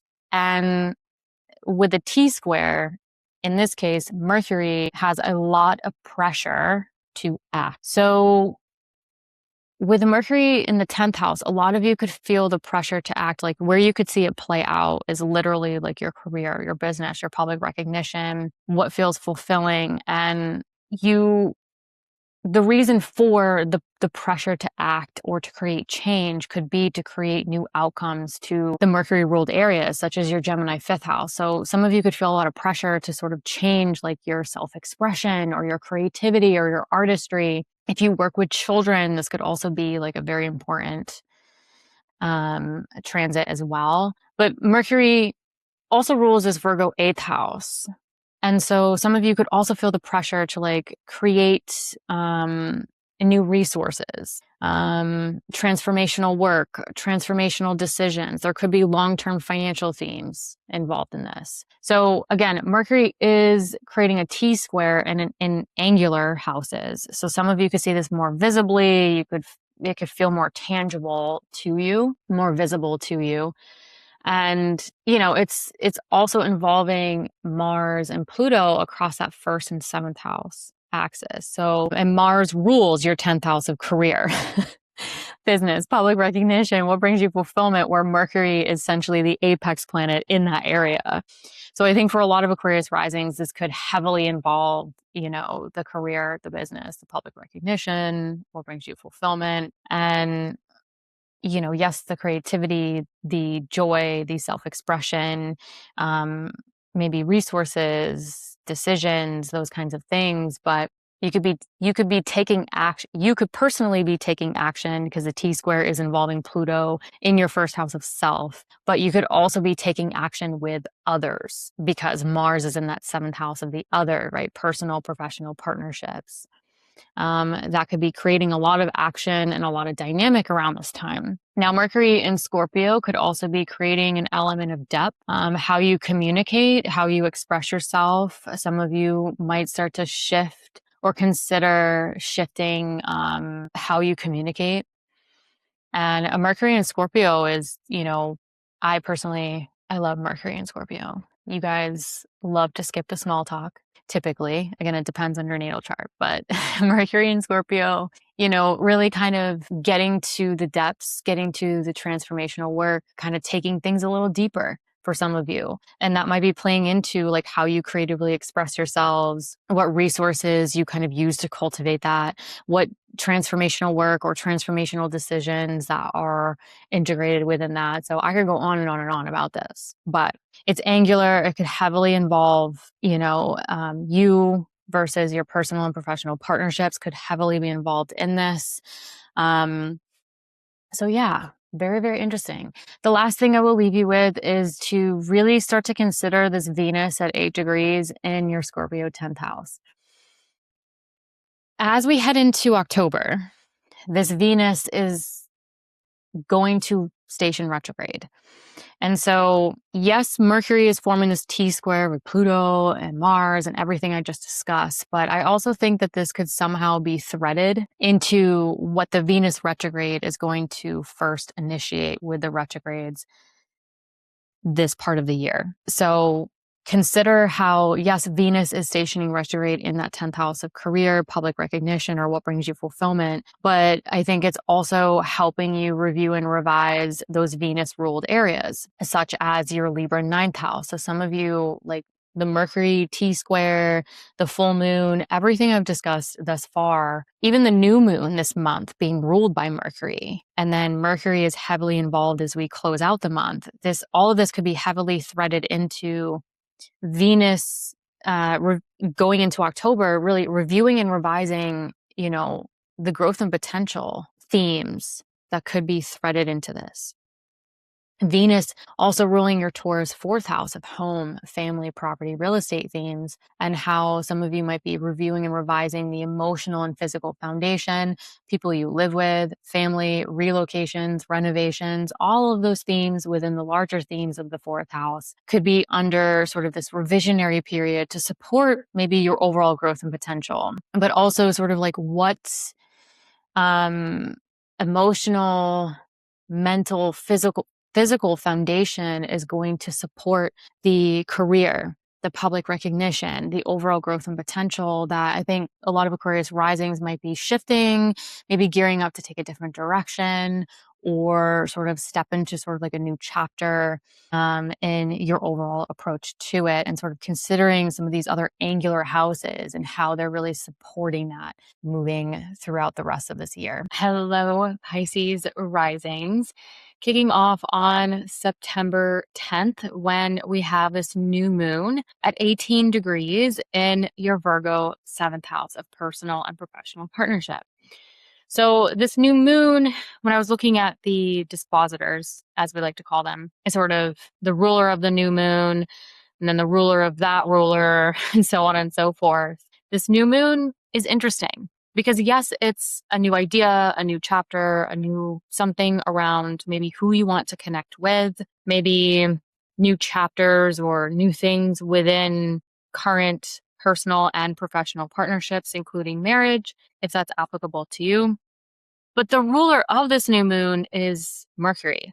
And at the time of the new moon, Mercury moves into your Libra 8th house of transformation, transformational decisions, even, and those long-term financial themes, such as investments, assets, debt, loans, partners, resources. So if you're partnered up, whether it's personal, professional, and sort of financial themes or resources or integrated within that, that could definitely be a strong connection with the ruler of the new moon in that 8th house. But this could just signal sort of new beginnings on who you want to connect with, whether it's personal or professional, and how it's maybe connecting to or also integrating some big decisions or some of those financial themes. Now, Mercury being in that Libra 8th house, that is in a Venus ruled area.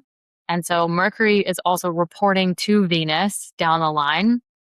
And at the time of the new moon, Venus will have also shifted or just moved into your Scorpio 9th house of growth and potential. Now, this could mean a lot of things. So for some of you, it could be publishing, teaching, long distance travel, higher education, themes, spirituality, truth, belief, or really any growth and potential themes that create potential in your lives, or kind of that bigger picture that could be career related for some of you.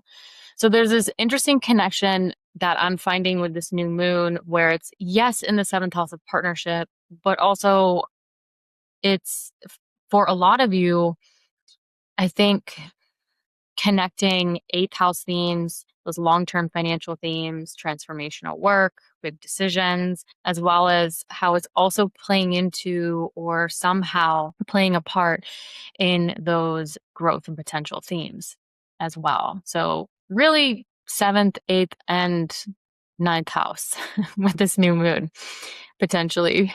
So moving on to September 17th, nothing too crazy. It's just Chiron retrograding back into that Aries 2nd house of earned income and self-worth. So this is nothing new. Chiron has gone through your Aries 2nd house for years now. So I don't really want to spend too much time on that. The one thing I do want to mention is how Chiron was in your Taurus 3rd house for the past couple months. Now, the 3rd house is communication, technology, transportation, whether it's personal or professional, as well as siblings, extended family, your community, your neighborhood. So some of you might experience the 3rd house more professionally, depending on what you do. And some of you might experience it more personally with those people, places, and things in your everyday environment.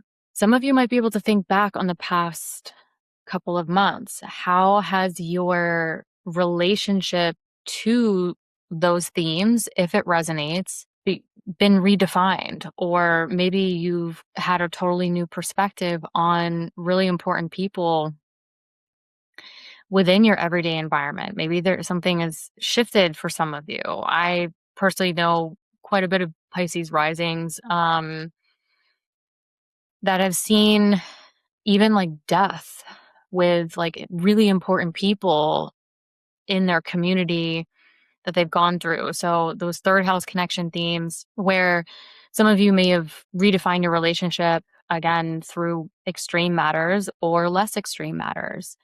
And if those third house themes resonate or they've kind of really come up in the past couple of months with Chiron giving you that initial taste of Chiron and Taurus, then kind of keep that in the back of your mind for when Chiron makes its final ingress into Taurus in 2027, where you might be revisiting some of those themes with a totally new perspective that time around. Now, if none of that really resonates, regarding maybe some sort of like redefining shifts around like siblings, extended family, community, important people even in your community or neighborhood, or things like communication, technology, transportation. If it resonates, great. If it doesn't, don't worry about it. Moving on to September 26th, when we have the full moon around 3 degrees in your Aries second house of earned income and self-worth. So yes, full moon could be culminating financial themes, self-worth themes, value. But this full moon is passing over Neptune. And as I mentioned in the intro, really keeping a bird's eye perspective. That Neptune is retrograde. So this full moon might be culminating something where sort of like the veil is lifted, or you have a different perspective on some of these themes that previously you had one perspective on. And so Neptune retrograde, like you might have sort of a total shift in what you see, what is like becoming more illuminated for some of you that maybe was like confusing or illusionary in the past, where you're like, what is happening? Like, why, et cetera, et cetera. But again, yes, that Neptune is there, not getting too much into it. I want to talk more about how this full moon is the sun and the moon in opposition in the chart. So it's really highlighting your whole financial axis, your second and your eighth house axis. So yes, your earned income and self-worth, but also the sun in opposition to that moon, where the sun is in that eighth house of investments, assets, debt, loans, partners' resources, other people's resources, if applicable, transformational decisions. So this could be culminating like big decisions, financial decisions, what money's coming in versus what you pay or invest with, et cetera, et cetera. The ruler of this full moon is Mars. And Mars is at the 29th degree in your Cancer fifth house of children, if applicable to you, creativity, self-expression, joy, romance. So some of those fifth house themes could also be tying into some sense of urgency with Mars being at that 29th degree around the second and eighth house financial axis. And lastly, with this full moon, it's connected to the new moon that took place in your Aries second house back in April of this year. So I know a lot's happened this year, but some of you might be able to think back to April when we had Mars, Mercury, Saturn, Neptune, the sun, the moon, Chiron, all piled up in this Aries second house. So some of you might be able to think back to like April, May. Where did you have a different perspective on some of these themes that now is culminating? Maybe some of those things that were going on in April and May are somehow kind of like connecting or integrated with this full moon culminating those themes as well. So interesting full moon, but the following day, on September 27th or September 28th, depending on what time zone you're in. Again, the date and the time zone I'm in is over here on the right if you're watching. So the day after the full moon, again, we have this full moon in Aries, a fire sign. The ruler of that full moon is in a water sign at the anaretic degree, that sense of urgency degree in that Cancer 5th house. So there could be some like not only building leading up to the full moon, as most full moons can bring up for us, but also sort of that added sense of urgency with Mars at the 29th degree. And as the full moon starts to wane, it starts to kind of separate. Mars moves into Leo. It moves into your Leo 6th house of daily work, health, and routines. And this is a fire sign. So I feel like a lot of us are going to feel sort of that shift or that contrast between the days leading up to or even the day of the full moon. And then the next day or even the day after, kind of like, oh, we have a totally different perspective or we feel a bit different about this.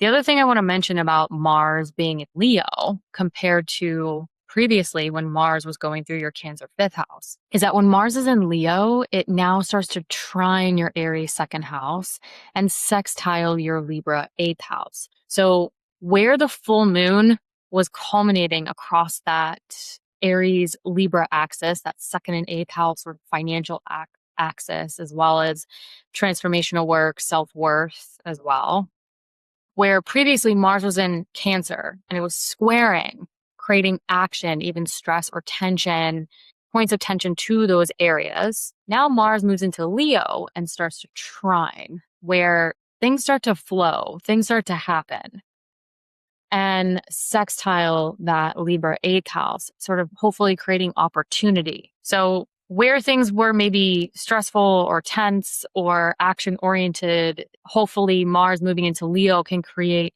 sort of less obstacles, more flow to those areas after the full moon really energized those areas.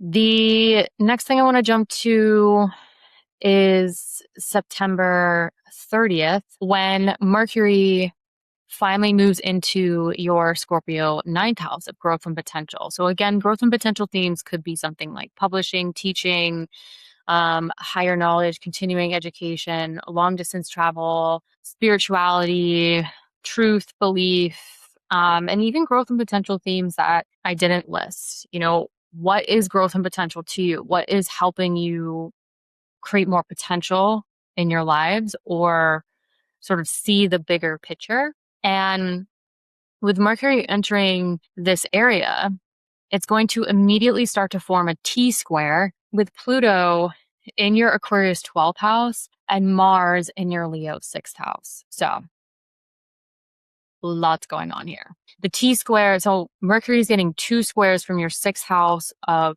work, health, routines, and your 12th house of sort of behind the scenes, subconscious thought patterns, what's going on mentally, what's going on with sleep, solitude, those kinds of things that are a bit more hidden.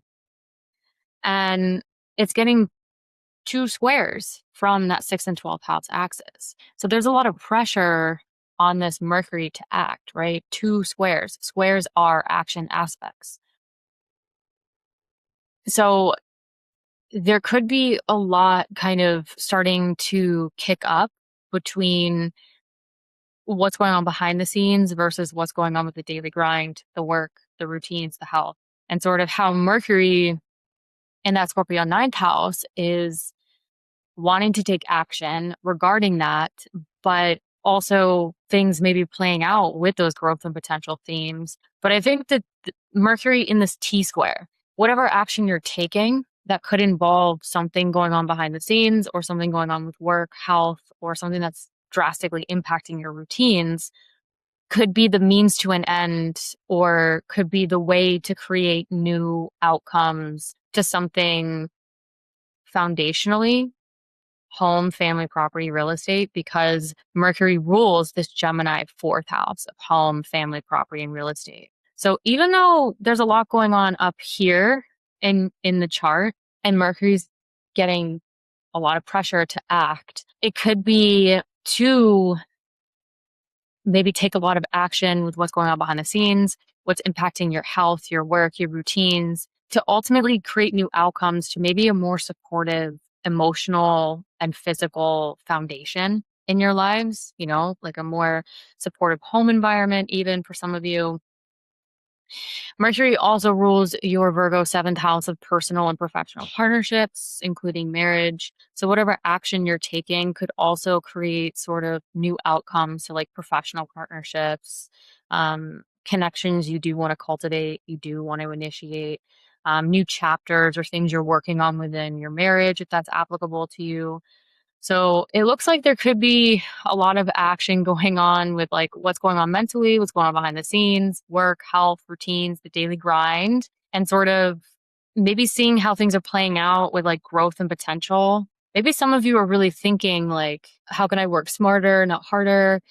How can I really kind of create a routine that supports like the work that I want to do, but also a routine that supports some of the growth and potential work that I want to integrate in my lives. And that somehow gets you to kind of change your home environment, right? Like the people you live with, like what's going on at home is going to drastically impact the work, the routines, and your ability to focus on growth and potential, as well as those other themes impacting like what maybe new chapters or sort of new ways of being within current partnership or cultivating new partnership in your life could also kind of play a part in that as well. As we close out the month, I also want you to heavily start looking at this Venus. This Venus has been in shadow going into September, and building those contextual clues, maybe around communication, you know, siblings, extended family, maybe professionally around communication, technology, transportation, or personally with like siblings, extended family. Again, those people, places, and things within your everyday environment,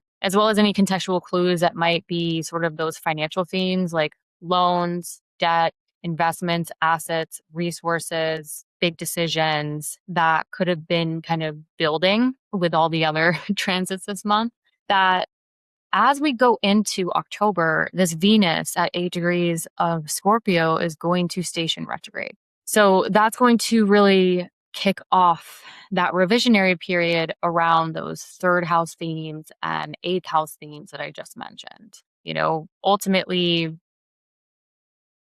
Mercury and Venus are doing this very interesting dance going into the end of this year, where I want you to consider this. I think this is like a bird's eye perspective that I think might help. Yes, you have Venus stationing retrograde first. Then it's going to be Mercury in November. Venus rules your Taurus third house. Again, communication, people, places, and things in your everyday environment, siblings, extended family. Some of you might be professional with like technology, communication, those kinds of things that I mentioned.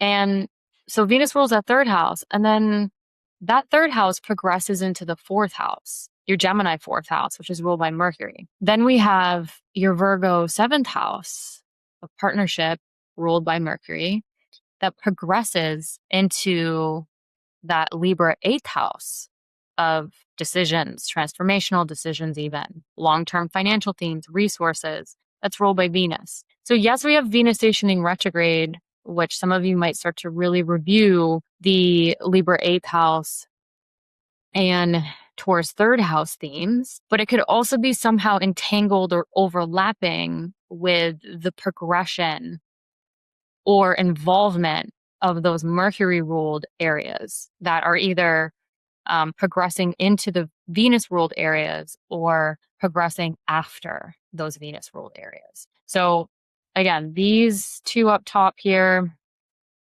Mercury and Venus, very interesting towards the end of the year. I have a close eye on it.